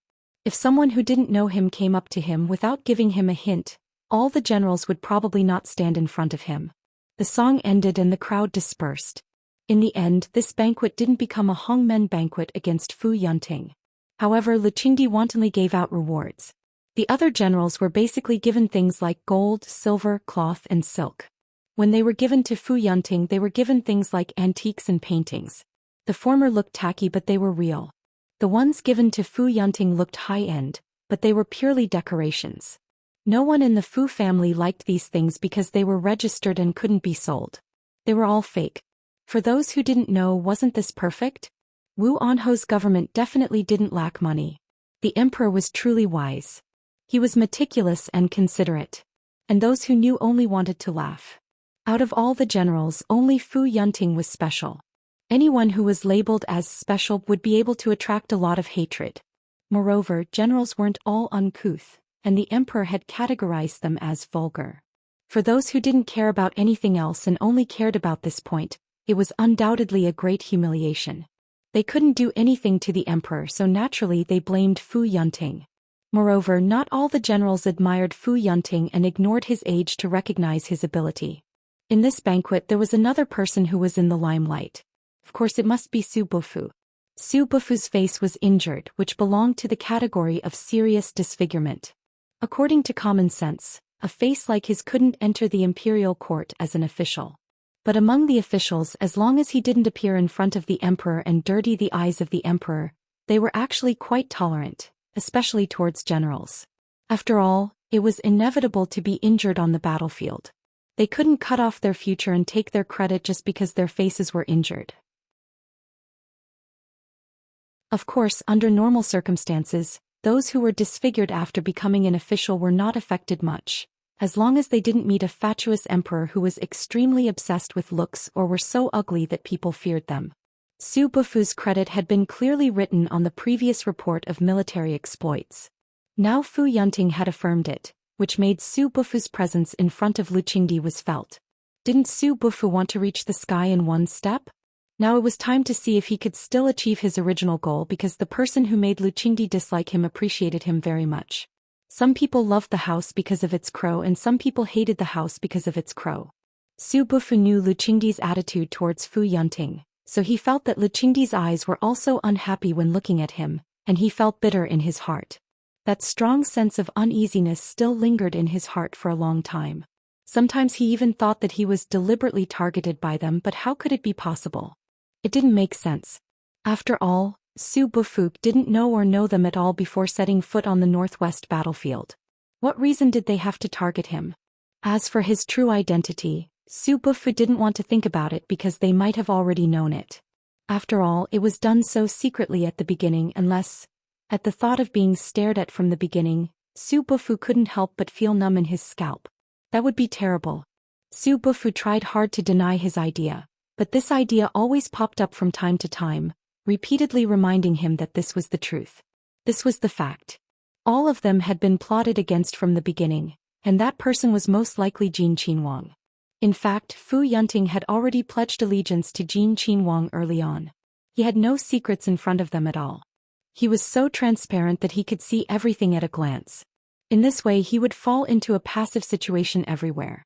The more he thought about it, the more he felt scared. Because of these emotions, Su Bufu's eyes couldn't help but look at Jin Qinhuang. What kind of person was Li Hongyuan? That kind of gaze might feel hidden in Su Bufu's eyes, but for him it was very clear. Originally he was just drinking quietly and had no interest in such a banquet. No one would take the initiative to come forward and talk to him. Sensing Su Bufu's gaze, he raised his head, revealing a smile that was not a smile. He also vaguely raised the wine glass in his hand to Su Bufu as if he was greeting him. However, in Su Bufu's view, it was a naked provocation. If Li Hongyuan knew Su Bufu's thoughts, he would probably find it ridiculous. Provocation? What was Su Bufu? The conjecture in Su Bufu's heart seemed to become firm step by step. However, there was still a trace of fluke in his heart. Therefore he did not dare to contact Prince Rue easily. In fact, if his guess was right, it was even more unapproachable. After all, he was a sinner. The land of exile was completely opposite to the northwest. He should not have appeared in the northwest. If he did, he would only be regarded as a fugitive. Everything about him was really in the hands of Jin Qinhuang. Then those military achievements, whether he earned them himself or earned them through other channels, would inevitably not belong to him. At that time it would not be a problem of adding to his crime. No one would think that his escape in the land of exile was a masterpiece of his own. It would inevitably involve Prince Rue Gui Fein Yang and the people of the Su family. At that time not only would he lose his life, he would also cause trouble for them. Now what he had to do was to hide his identity and not admit it in any case.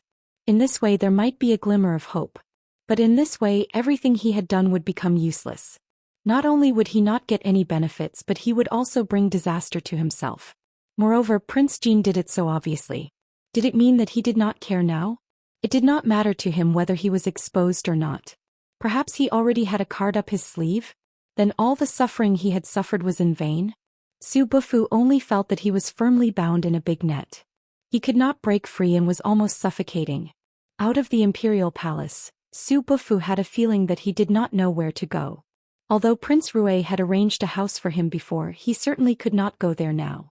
What was more, his home and his family were all in the capital. Now he was reduced to a situation where he could not return to his home and could not see his relatives. Endless sorrow surged into his heart.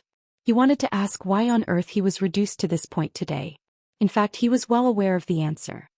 He covered his face with one hand to cover the sorrow on his face. Deputy General Su, this is the first time you have come to the capital, right? Presumably you don't have a house. This time you have made great contributions to the battle against the Xiongnu. Wouldn't it be a grievance to let you live in the barracks of the Shishan barracks? You both have the surname Su. Maybe you and Gui Fein Yangyang's maternal family were of the same clan hundreds of years ago? In this case I will not bother the two of you. I will directly let Prince Rue find a place for you to stay. I think for Prince Rue this is just a trivial matter. Fu Yunting walked over from behind him unhurriedly and said with a smile. Just then Prince Rue and others also came out together. Hearing this, everyone thought it was just a joke. However, Su Bufu only felt frightened. A strange emotion flashed through Prince Rue's heart. It was probably the so-called guilty conscience. Prince Rue did not show any emotion.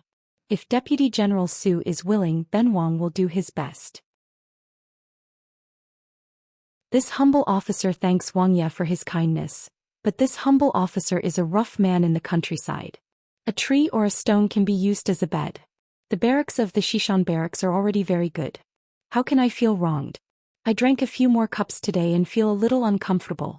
Please forgive this humble officer for leaving first. Su Bufu cupped one hand in the other before his chest to the people present, including Fu Yunting. Prince Rui nodded.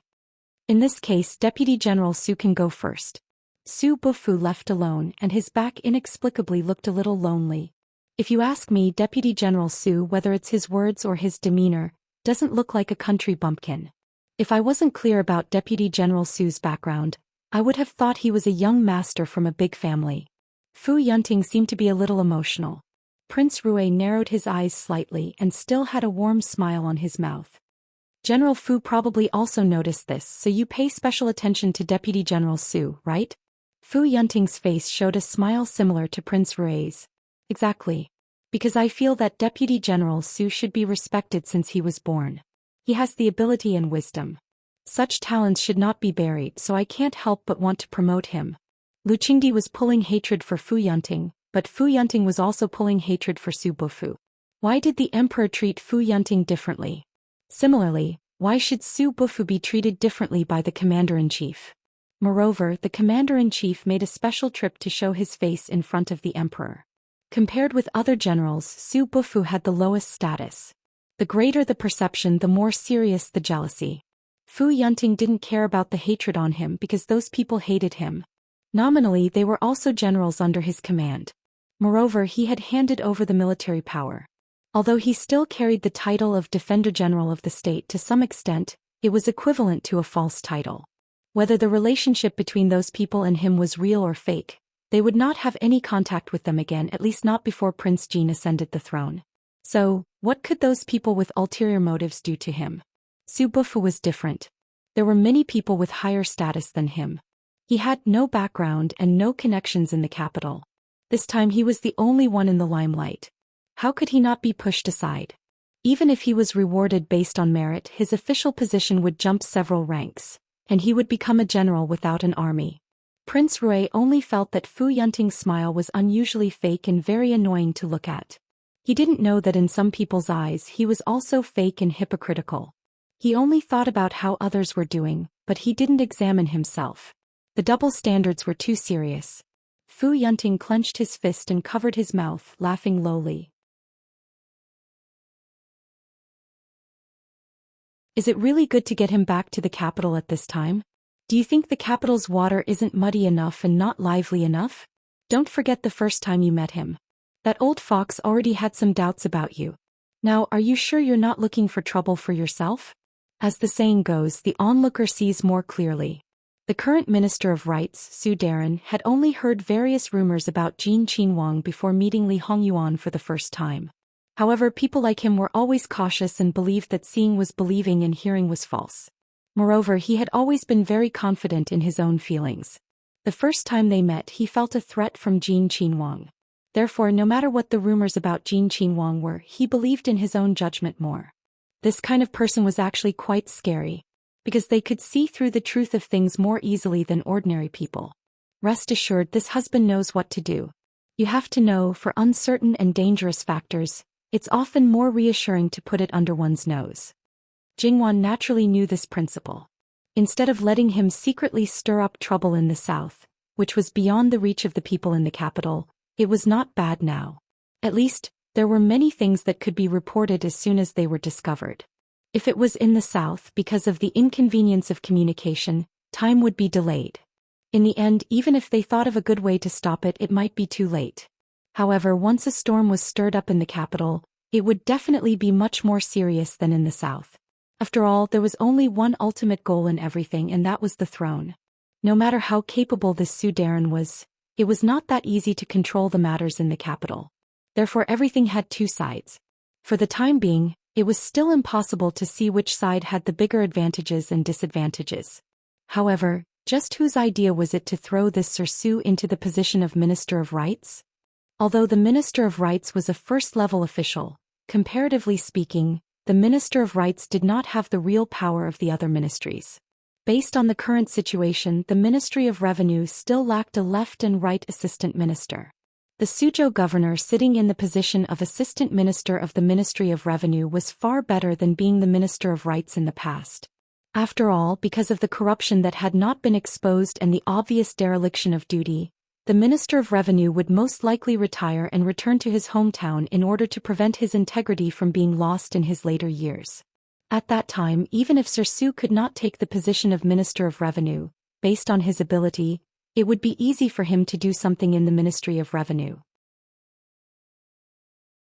In the Ministry of Rights, even if he overturned the heavens, it would still be like that. It had to be known that from the governor to the left and right assistant minister was a horizontal transfer. The governor was the highest administrative official of a county and the governor of the border. The power in his hands was not small. For such a person to suddenly become a cold bench, it did not show on his face, but who knew how angry he would be in his heart? It was easy to imagine. In the beginning, they should have planned for the position of assistant minister of the Ministry of Revenue. In the end, they became the Minister of Rights. Other than looking a little better in terms of rank, what other benefits could there be? Of course, as long as it was someone with ambition, they would not be interested in a pretty hat. For example, from the Minister of Rights to the Minister of Appointments, everyone congratulated the promotion, but no one congratulated the horizontal transfer. Speak, did you do something good again? Jingwan reached out and continued to poke him. Li Hongyuan grabbed Jingwan's hand and placed it by his mouth to gently kiss it. This prince contributed to transferring him back. Of course, this prince still has the final say on what position he sits in. Just wanting to take benefits from this prince's hands is not enough. You have to pay a price that satisfies this prince. Looking at this man who took everything for granted and dignified, it really was asking for it. However, what could she do? Jingwan liked him more and more the more she looked at him. At any time, anywhere, her heart was beating wildly with him. Naturally, they did not need to consider how others were doing. However, although the war in the Northwest had come to an end, there were still many things that needed to be done. For example, compensating the soldiers and their families who were killed or injured, moving the population to the Northwest, and whether the territory that was snatched from the West Hunnu would be redivided into a prefecture or assigned to the prefectural government at the Northwest border, dispatching officials, dealing with various problems that arose during the war and so on. These things could not be completed in a short period of time. Therefore, there were still many people who needed to be very busy. As the person in charge of the overall situation, Li Hongyuan could not be a hands-off shopkeeper so easily. Otherwise, it would not be good if there were any mistakes in the tale when everything was done perfectly. Fu Yunting was probably the most leisurely one. His hands-off attitude was really clean. He didn't even have to do anything. In the past, when he was in the capital, he still had a nominal position in the city defense. Occasionally he would do something. Now he directly closed the door and refused to see anyone. That was called arrogance. Jingwan packed a lot of things and went to the Luo family to meet the two new little nephews and a little niece. The two nephews were the eldest cousin, one of which was a concubine and one of which was a legitimate wife. The niece was the second cousin's daughter. Well, there were 5 children in the 4th generation of the Luo family, and 3 boys were from the first branch. Jingwan was still rejoicing that the second son of her eldest cousin had not seen the side effects of incestuous marriage for the time being. She hoped that there was really no effect. After all, some diseases could not be seen at all. Her best friend and sister-in-law, who originally did not care about this matter, were a little jealous now. Jingwan felt that it was funny. Her eyes fell on Sun Yunting's belly. You're pregnant with the second one, aren't you? Okay, your second one will definitely be a boy. Sun Yijia rubbed her belly and said, I'm just saying that. I don't really care whether the child in my belly is a son or a daughter. It's probably because of you that father and mother don't have any opinions about it. Sister Xian has always been a precious gem in their hearts. I guess they feel that they haven't been good parents and now they want to make it up to the younger generation. Sometimes they even want to snatch people away from me. She couldn't help but laugh. What about my third brother's opinion? Does he have any opinions about whether it's a boy or a girl? Jingwan teased. Sun Yijia waved her hand carelessly. His opinion can be ignored. Jingwan covered her mouth and laughed. Well, now her third brother was really under the control of his wife. Don't talk about me. My son is already pregnant. What about my daughter-in-law? When are you going to get me pregnant? Sun Yijia saw that Jingwan did not seem to have any intention of getting pregnant. Although she already knew the reason, she was in the imperial family and did not have any children. How could she not worry about her? Even if Prince Jin did not say anything, others would have opinions. It sounded like a joke, but Jingwan also understood what she meant. She was not prepared to give a direct answer. Don't think about it. Regardless of whether it's a boy or a girl, I don't intend to marry our children. Away. Sun Yijia did not think about the issue of status. He just did not understand. When people who are too close to each other by blood marry, the children born are more likely to have congenital diseases. Sun Yijia was surprised. There's such a saying? Jingwan nodded. Actually, for this kind of thing, if you pay a little more attention, you should be able to find out. Sun Yijia's eyes flashed. She seemed to have thought of something. Are you also worried about Desa's 2 children? Jingwan did not deny it. Some diseases can be seen not long after birth. But some diseases can only be seen gradually as they grow up. They are my nephews. I naturally hope that they are well. Sun Yijia had an idea in her heart. She did not mention this topic again. However, Jingwan pondered for a moment. When she really got into that position in the future, she might be able to include the prohibition of marriage between direct blood relatives and collateral relatives within 3 generations. She just didn't know how much resistance she would face. After all, in the current situation, not only was it popular to strengthen one's family through marriage, more importantly, marriage was a natural alliance. Marriage was only to strengthen such an alliance. However, once it involved children, there shouldn't be much resistance. After all, the world valued children more than anything else. However, as far as Jingwan was concerned, unless it was the kind of relationship that could not be any more distant and vague, Jingwan was a little repulsed by blood relations. Take Qin Jingmin for example. She and he were not collateral relatives within 3 generations. Even according to the marriage laws in her previous life, they could still get married. However, when it was first mentioned, her first reaction was to think that it was not good for cousins to get married. Alright, she agreed to it later. However, she was disrupted by a certain someone. After knowing everything, Jingwan actually felt a little guilty towards Qin Jingmin. Was it not enough for her to be schemed against by her husband? That was a wife like that. Jingwan wanted to ask a certain someone why he could not find a better wife for Qin Jingmin. However, after thinking about it, she decided not to. If she really asked, Qin Jingmin would probably suffer. She was going a little too far. She quickly stopped. It was best not to pay attention to people who were in a certain someone's minefield. Jingwan always wanted to know about other people's situations. When she asked about Yuan Qiaoqiao, she found out that she was finally pregnant. However, there was another surprising thing. When Yuan Qiaoqiao was at her parents' house, she and her mother found out that they were both pregnant. Jingwan blinked. He was a little confused. That aunt of hers was only pregnant with Yuan Qiaoqiao once. Not to mention giving birth to a son, she did not even go through the postnatal period. Now, after more than 10 years, she was actually pregnant with her own daughter. How could she not be surprised? However, at her aunt's age in the current situation, it was a real case of an old clam giving birth to a pearl. Perhaps some people would scold her for being too old behind her back, but most people would be envious. It was a happy thing. If that's the case, it seems that I have to prepare more gifts for aunt. However, she had passed the optimal age for childbirth. She was considered an advanced pregnant woman. Especially since medical science was not advanced now, there was a lot of risk during childbirth. Jingwan's eyes flashed. Gong Jie was now very familiar with ordinary external surgery. His success rate was also very high. Then was it possible for him to perform a cesarean section? Little sister Wan, what are you thinking about? You look so lost in thought. Sun Yijia reached out and waved her hand in front of Jingwan. Jingwan came back to her senses and shook her head, indicating that it was nothing. However, it was indeed a little whimsical to let Gong Jie perform a cesarean section. The world valued a woman's reputation. How could they let an outsider be present during childbirth?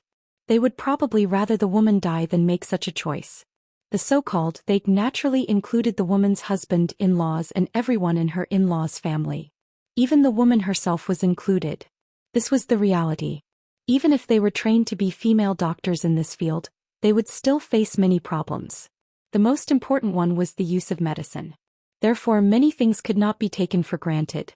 However, some things had to be taken as the first step. Just like now, she gave Gongjiu another new task because she found out that Gongjiu used acupuncture to anesthetize the injured when he performed external surgery in the northwest. However, not everyone had this ability. Therefore, she asked Gongjiu to try to make medicine similar to mafizan. Jingwan had never studied medicine, so she did not know what the main ingredients of mafizan were. However, with Gongjiu's familiarity with various medicines, it was not impossible for him to make what he wanted. "Wan Mimi, what's wrong with you? Why are you absent-minded again? What made you so absent-minded?" Jingwan smiled apologetically at Sun Yijia. The number of times she was absent-minded today seemed to be a little too much. Jingwan finally restrained her thoughts and threw away those slightly heavy questions. Jingwan stayed in the Luo family until after dinner before returning to Jin Qin Wang Fu with Li Hongyuan. "Yuan, what did grandfather say to you?" "I'm still thinking about it. It's just some matters in the court and I'm considering the next step of the plan." Li Hongyuan stroked Jingwan's fingers. "That's right, according to your grandfather's meaning this time, your 3 elder brothers will all participate in the exam? And in fact it has already been delayed for 3 years. It's about time to participate now. The 3 of them were all taught by your grandfather. It may be assumed that he had the confidence to let them participate. The Luo family suddenly gained 3 jinshi. It will inevitably rise with the tide. That's right, this kind of thing not many families can do it." Regarding this point, Jingwan was exceptionally proud. Li Hongyuan chuckled. "Don't mention 3, even if it's 30. This husband can also guarantee that the Luo family will be worry-free." 30. In the entire country there are tens of millions of people and in 3 years there are only 300. For a family to have 3 appear at the same time is already very amazing. If there really were 30 appearing at the same time, only you can be open-minded. Jingwan was unusually helpless. Li Hongyuan pinched Jingwan's chin and leaned closer. Lowering his voice, he smiled and said, "This kind of thing, this husband is not worried. How about simply let Wan be the empress, then there's nothing to worry about." Jingwan met his eyes. "You'll be my imperial husband?" Li Hongyuan nodded. "And in this way, you will never have to worry that I will have a second woman." Jingwan softly spat at him and almost fell into a state of speechlessness. After a long while she said, "From the beginning to the end I've never worried. Also, I'm not so ambitious and that position is not for everyone." "Never worried?" Li Hongyuan smiled and said nothing. In the next few days they did what they should do. At least Jingwan's life did not seem to change at all. The imperial edict of rewards based on merit also came down. As for Su Bufu, as Fu Yunting expected, he did not make any progress. As for Fu Yunting himself, he was still the heir of Wu Anho. To some extent it could be said that he could not be conferred a title. Therefore his mother was conferred a title and his young son was given a 6th rank title. Su Bufu was alone in the Shishan barracks. Wherever he went he was alone. With such an obvious rejection according to his EQ, how could he not know the reason? However, he could not care about this now. He was always anxious and uneasy. Because he had not gone to see Prince Rue and his family for a long time, they sent people to find him. However, Su Bufu was worried that Prince Jin's people were around him, so he naturally refused to meet them. It must be said that Prince Rue and his family were not stupid. They saw something unusual in Su Bufu's attitude, so they naturally no longer sent people to find him. However, in this way they could not communicate with each other, which seemed very passive. In the end, Su Bufu could not sit still. That kind of suffering was too uncomfortable. Not to mention anything else, at least he had to remind Prince Rue to be wary of Prince Jin. Otherwise he would not know how he died. Moreover, the Su family and Prince Rue shared honor and disgrace. If Prince Rue fell, the Su family would definitely not survive. The capital was also a place he was familiar with. It should not be difficult to be careful and avoid people. Besides, everything might be just him scaring himself, comforting himself like this. However, when Su Bufu was preparing to look for an opportunity, another person came to the door. It was He Jihai, who openly ran to the Shishan barracks. He Jihai looked at Su Bufu from head to toe and sneered, "Not everyone can give up literature for martial arts. Look at your weak appearance. People with discerning eyes can tell at a glance that your military achievements are fake. You didn't find the right starting point. You should take the path of a think tank. However, as a think tank you can't climb fast. It's hard for you. This general doesn't understand what general he is talking about. Su Bufu tried to keep calm on the surface, but sweat came out on his back. https://11/11807/135749959. Biku Pavilion M.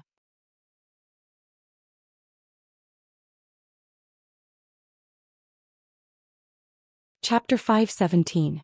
Enough, this young master has no interest in beating around the bush with you people. I know you're that Su Mingzhong who should have been exiled. His Highness wants me to tell you that to see the person you want to see, you must be prepared to throw your life away. If you know your place, you may be able to save your life. As for your true identity, don't deny it, it's quite annoying. The words were already so straightforward. Su Mingzhong wasn't stupid. His whole body stiffened, but people like him had always been suspicious by nature. Even if he already had an answer in his heart, he still wanted to carry out the final confirmation, making a final struggle. Who is this His Highness you're talking about? He Jihai clicked his tongue as if he was rather speechless. That's why this young master hates scholars like you the most. Speaking in a roundabout way, not the least bit straightforward. At the end of the day, the matter is clear, but in your heart, you still can't readily admit it, dawdling endlessly. Su Mingzhong couldn't help but twitch the corner of his mouth. In his heart, didn't he also hate people like He Jihai? However, he already had an answer in his heart. He wasn't happy. Seeing that He Jihai wouldn't give him a quick end, he didn't continue to pursue this issue. However, there were still some things that he had to ask clearly. In fact, he didn't care about his own life and death that much.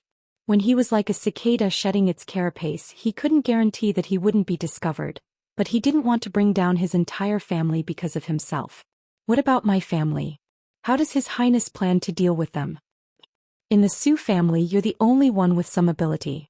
As for the rest of the trash, how do you think His Highness will deal with them? He Jihai felt that asking such a question was simply lowering His Highness's style. They were just a group of small shrimps. Would His Highness still put them in his eyes? Su Mingzhong understood, but this matter concerned his entire family. He couldn't hastily make a decision when he didn't have an accurate answer. He used to be an old hand at playing with words. Whenever he spoke, he would leave half of it, and in the end he would just say, I didn't say it. Thus he had to be serious. I want a clear answer. He Jihai looked at him like he was looking at an idiot. Su Mingzhong, this young master originally thought you were a smart person, but now it seems that you're just SOS. In what position are you asking this question? In an instant, Su Mingzhong's face turned pale. Indeed, he was the knife, he was the fish. To a certain extent, he didn't even have the capital to the bush. He Jihai waved his hand. Young master won't speak with you anymore. I'll leave first. Think about it carefully. Your life is in your own hands. What you do is entirely up to you.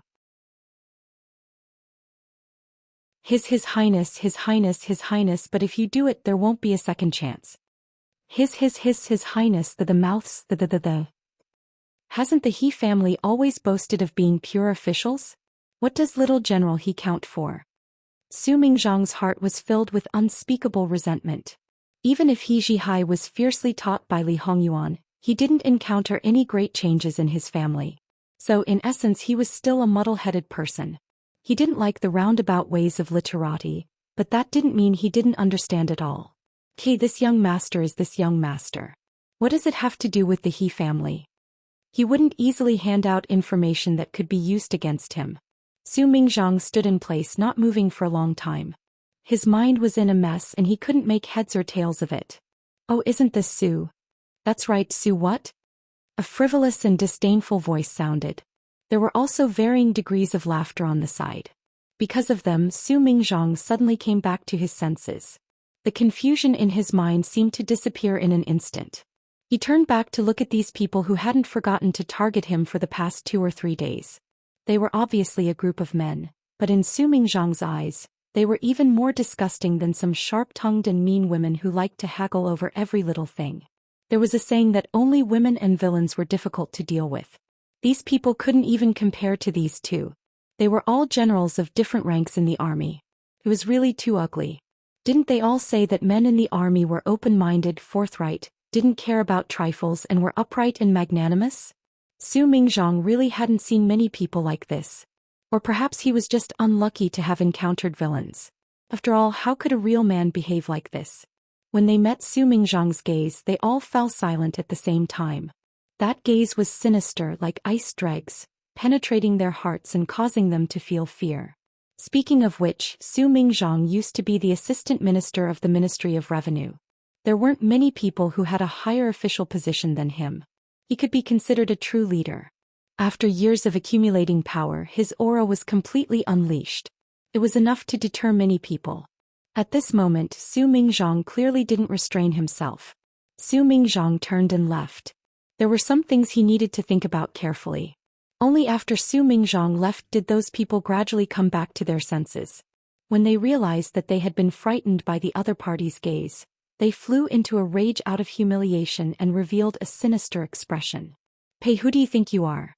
Did you really think that just because young general He came looking for you, you could climb up to the He clan?" The He clan was a pure official. How could they express goodwill to a general outside the Northeast Army? He secretly swore in his heart that he must find an opportunity to get back at them. Otherwise, where would he put his face? This time Su Mingzhang's actions were swift. In less than a night he had already thought through many things clearly and clearly thought about his future path.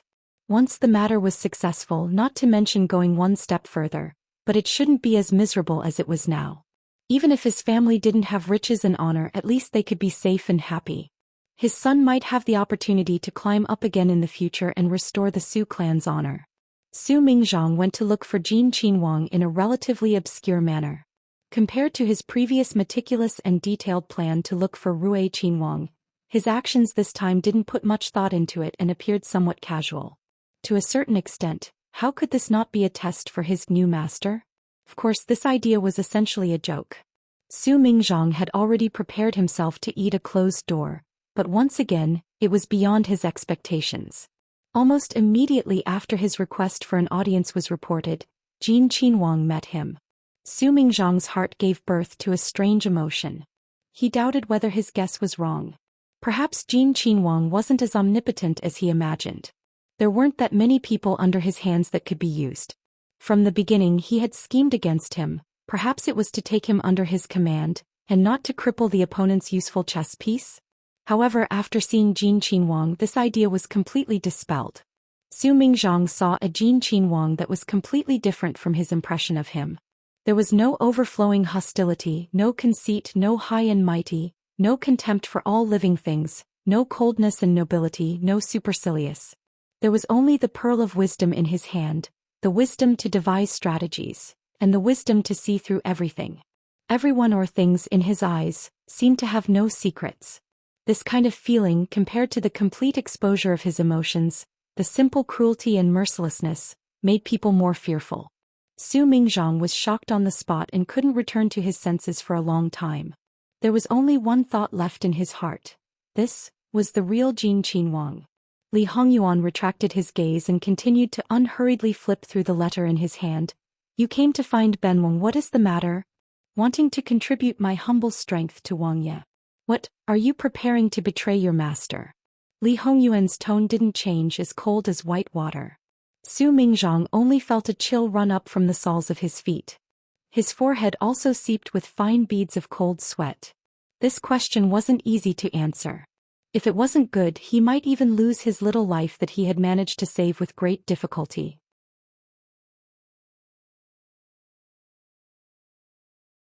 That kind of nobility that was nurtured from the nest of riches and honor had almost been obliterated. But it might not be the same for the rest of the Su family. After all, imperial concubine Su had been favoring the imperial harem for more than 20 years. The Su family also rose with the tide.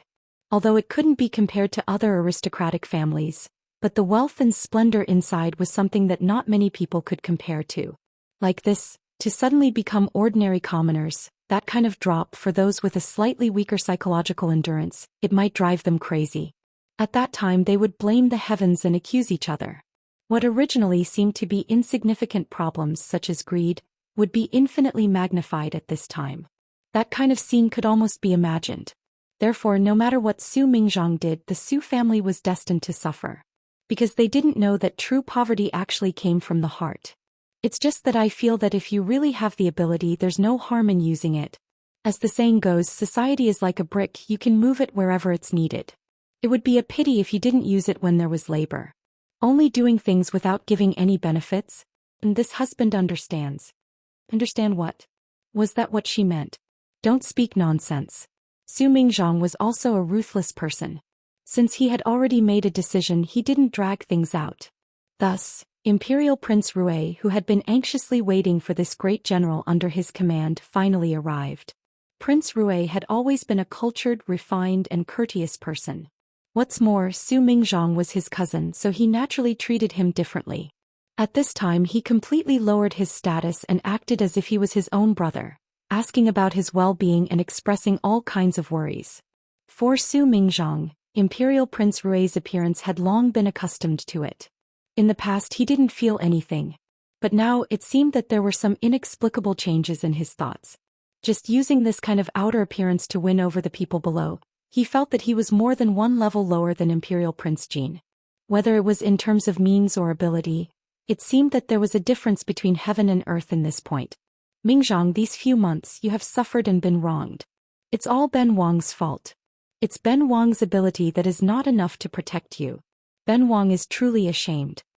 Imperial Prince Rui's face was full of guilt, as if he wanted to dig out his own heart to show his sincerity. There were only 2 words left in Su Mingzhang's heart, and that was, too much. That's right, Imperial Prince Rui was a prince who was conferred the title of Imperial Prince. He held great power in his hands and had many supporters and powerful backers behind him. He was truly a dragon among men and should be aloof. Even if he was courteous to the wise, there should be a limit. But now this limit had already been passed. After submitting to a new master, his mentality had completely changed. So when he faced Imperial Prince Rui again, he would always compare and then pick out many shortcomings. What kind of person was Su Mingzhang? He had experienced ups and downs in the officialdom for many years.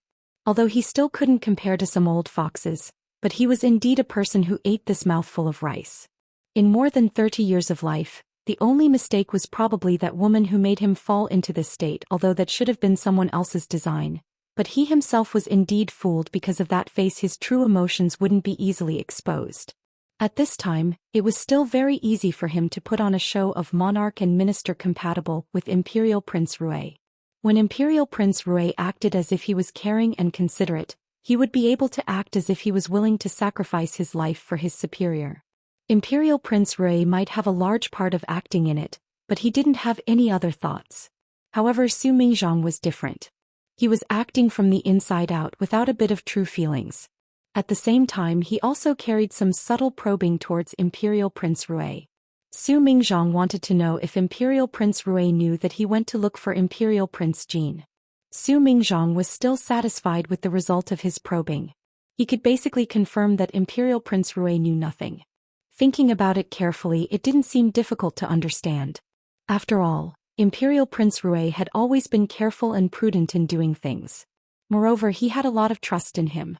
When the people he sent couldn't get close to him, he would definitely evacuate all of them and wouldn't place any surveillance around him. He was afraid that others would find out and thus discover the relationship between the two sides. Not only would it damage his interests and destroy the chess game that he had worked so hard to reach this step, he might also implicate himself. On the contrary, if Imperial Prince Rui was aware, according to Su Mingzhang's understanding of him, it was impossible for him to control his emotions to this extent. Imperial Prince Rui didn't have such deep shrewdness. What was Imperial Prince Rui's nature? He only wanted to appear magnanimous, but in fact he was narrow-minded and couldn't tolerate betrayal. He wasn't much better than Imperial Prince Kong.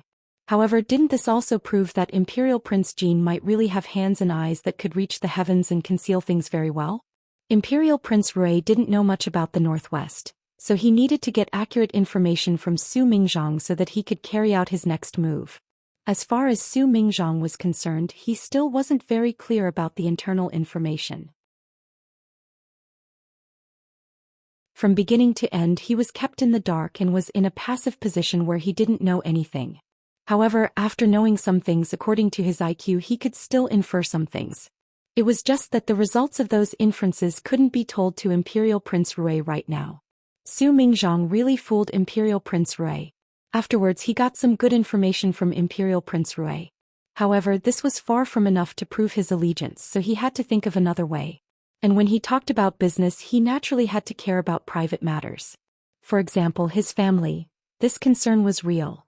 For example, Lu Wangfei and the newly born Imperial Prince Rui's heir apparent. Speaking of that child, Su Mingzhong clearly noticed that a strange look flashed across Imperial Prince Rui's face. Very good, he didn't need to say anything. Just based on this, he already knew that the current Imperial Prince Rui's heir apparent wasn't Lu Wangfei's child. Sure enough, he still made that move to confuse the imperial family's bloodline. Once it was exposed, it would inevitably lead to the Emperor's thunderous fury. In addition to all the previous events, the Emperor's impression of Imperial Prince Rui had dropped a lot. With this matter, it was obvious that it would give Imperial Prince Rui and Gui Feinyang a heavy blow. Perhaps they would never be able to recover from this setback, and such a powerful opponent for the throne would be abolished. But if this matter was used as a proof of allegiance, then he still had to carefully consider it. After all, the Su family knew about the matter of stealing the phoenix to turn into a dragon, and perhaps even participated in it. Wait, Su Mingzhong suddenly thought of a question. That was, could the person who originally poisoned Imperial Prince Rui be Imperial Prince Jin? If everything was manipulated behind the scenes by Jin Qinhuang, then he should also know about this matter. There was no point in concealing it. Moreover, since something like sterilization powder was used, the child that was born, even if it was real, it could be made into a fake. Anyone would do the same. Su Mingzhong's heart hesitated again. He was wavering. Mingzhong, what are you thinking about? Su Mingzhong shook his head. Nothing, I'm just thinking about the current situation. I don't know when it will end. After all, this official is not good at war. I feel a little tired. Showing weakness at the right time and exposing one's weakness was sometimes not a bad thing. Imperial Prince Rui was silent for a moment and suddenly smiled. There will be a day when it will end. The result is obvious. Obvious, you will fail miserably. That's right, what's going on between you and Fu Yunting? Isn't his attitude towards you a little too good? If he sincerely wants to promote you, it's impossible for him to ignore your current situation. But if he has the intention to harm you, what reason could it be? You should know that this person absolutely cannot be tainted. Promote? What was there to promote a dabbler like him? At the very least, he knew his true identity and worked for Imperial Prince Jin. Naturally, he wouldn't spare any effort to pit him. His face was very helpless. This official also doesn't know all. Probably when I was in the Northwest I used too much force on certain matters and he found out. This kind of thing, as the Commander-in-Chief shouldn't like it. Imperial Prince Rui instantly understood that it should be a fake military achievement. However, he couldn't accuse the other party of being careless. After all, the other party wasn't made for this kind of material. Moreover, the time was too short. If he was given a few more years and started from scratch, perhaps everything would be different. Even if it was worse, it would still be 30%. The lack of time caused a short-sighted success. However, at this moment, Imperial Prince Rui was unhappy because he couldn't achieve his predetermined goal, so he neglected one point. If it was really like this, and a common person at the bottom was found to have faked military achievements, how could he not suspect Su Bufu's identity? After all, could an ordinary person do such a thing? However, even if Imperial Prince Rui reacted, Su Mingzhong could also evade him. At that time, Imperial Prince Rui would only be entangled with how much Fu Yunting knew, what he was suspecting, and so on. He wouldn't think of Su Mingzhong. But in this way it may cause more trouble for Fu Yunting. But so what? Su Mingzhong didn't feel the least bit guilty. People under the same person fighting for merit, making things difficult for each other, was a normal thing. Right now he just let Fu Yunting carry the black pot, that's all. He believed that with Jin Qinhuang's protection, nothing major would happen. Not only could he not accuse him, Imperial Prince Jin also spoke to appease him. Subsequently, both of them fell into a long silence. It was just that in Imperial Prince Rui's heart, the direction of their thoughts should be the same, which was for his great cause. However, Su Mingzhong was carefully pondering over Imperial Prince Jin's temperament and conduct. Could it be said that the Imperial Prince Jin that he knew in the past was just him in disguise? No, perhaps that was a part of him. It was just that in this way Imperial Prince Jin's degree of terror would rise by countless steps. A person who was cold and ruthless, wise and farsighted, meant that it was very difficult to deceive him.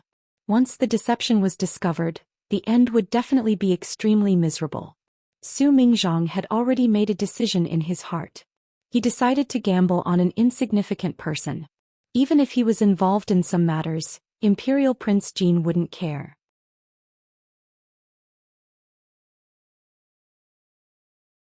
He believed that after a period of time, the number of people who would still remember him could be counted on one hand. After all, no one valued him and he didn't have any power in his hands, so who would pay attention to him? When the time came, Su Mingzhang believed that Imperial Prince Rui wouldn't give up on him. Instead, it was very likely that he would turn to the shadows and do some more private things, or even settle some private matters. These things might not be very important to the overall situation, but they could be very fatal. And these things, if he didn't pay attention, could become a fatal weakness. In the past, Su Mingzhang wouldn't be willing to do these things and would even have complaints. Even Imperial Prince Rui would probably think that it was a waste of talent. But now, no matter who saw it, it couldn't be more suitable. And before that, Su Mingzhang had already handed over a proof of allegiance. That was the specific name list of the officials who had submitted to Imperial Prince Rui. Perhaps this wasn't a big list, but at least it had received Imperial Prince Jin's affirmation. Thus, Su Mingzhang also slightly breathed a sigh of relief. He was afraid that he would become a waste. When everything seemed to be proceeding in an orderly manner, it was time to welcome this year's metropolitan examination. In Li Hongyuan's previous life at this time, the war in the northwest had not yet ended, so the metropolitan examination was basically unaffected. It was just that the people in the northwest region basically didn't participate. However, the geographical location also created a difference in education level. Every time, there weren't many people who participated in the metropolitan examination. And even if they passed the metropolitan examination and participated in the final court examination, there were very few who could enter the second grade, not to mention the first grade. There might not even be one in 100 years. At least since the establishment of the Qiyuan dynasty, the best result was only the sixth in the second grade. The metropolitan examination that was held once every 3 years was an extremely important event. It was also the time when scholars were the most active. Regardless of whether they would participate or not, they would all participate. There would be intense discussions and tirelessly guessing the final ranking. Those people who were favored and had the most limelight often had their own large number of fans. This husband basically still remembers the examination questions. Wanwan, do you want it? Li Hongyuan seriously teased Wanwan. Jingwan only glanced at him and didn't respond. Not to mention how many things had changed between his previous life and the present. Based on what he said at this time, even though he was in the capital, he seemed to be in an abyss of suffering. He had to deal with a bunch of vicious brothers and that old man who wanted him dead. How could he have the time to pay attention to the metropolitan examination questions? Who was he trying to fool? Li Hongyuan's lie was exposed, but his face didn't turn red. Alright, I don't know the questions of the metropolitan examination, but I do know about the court examination. Wanwan, are you sure you don't want it? Everything can change until the end. Yuan, you should know this better than anyone else. If I'm not wrong, the questions should have changed in the last court examination. Besides, even if the questions didn't change, my 3 brothers didn't need to cheat to get the results. On the contrary, if the 3 of them had good results, wouldn't they be a live target for others to criticize? Li Hongyuan smiled and didn't comment. He probably agreed with Jingwan's words. Alright, anyway, it was a joke from the start. Yuan, I'm quite curious about the final 3 grand scholars. I don't remember the second and third place. As for the top scholar, you know him. Jingwan raised her eyebrows. Jiang Wanli? Li Hongyuan's face instantly turned cold. He snorted. Wanwan also thinks highly of him. They had been married for 2 years. How could she not be used to it? In this kind of situation, he would at most say a few words. He wouldn't really do anything crazy. Thus, Jingwan didn't think much of it. She knew that there were only a few people who would participate in this year's examination. It wasn't her 3 brothers. Those who were related to the Luo family didn't look like they were cut out for the examination. That was Jiang Wanli, the youngest disciple of her granduncle. Since Yuan remembers him, Jiang Wanli's future achievements should be good. At least during your reign. Jingwan's eyes narrowed slightly. A Yuan should be partial to using young talents. Since Jingwan had said so, it meant that she had a good understanding of Li Hongyuan. This point was undoubtedly pleasing to the King of Hell. He pulled Jingwan into his arms and stopped speaking in a sarcastic tone. He was even in the mood to talk about other matters. Jiang Wanli made a name for himself when he was young. He was the top scorer in his county. This time he was the top scorer in the imperial examinations. Nobody objected to this. It wasn't for the sake of good luck that he was chosen as the top scorer. If that was the case, then he was really amazing. Could be said that this kind of situation was really very rare.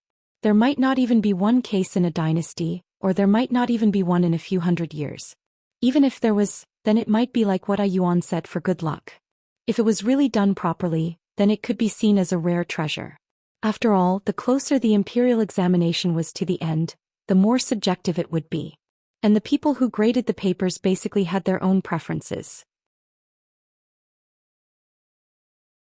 If it could make them unanimously think that it was good, or even to the extent that they had no choice but to abandon their positions, then it was not a treasure. Fortunately, Li Hongyuan didn't know about Jingwan's thoughts. Otherwise he wouldn't just be jealous.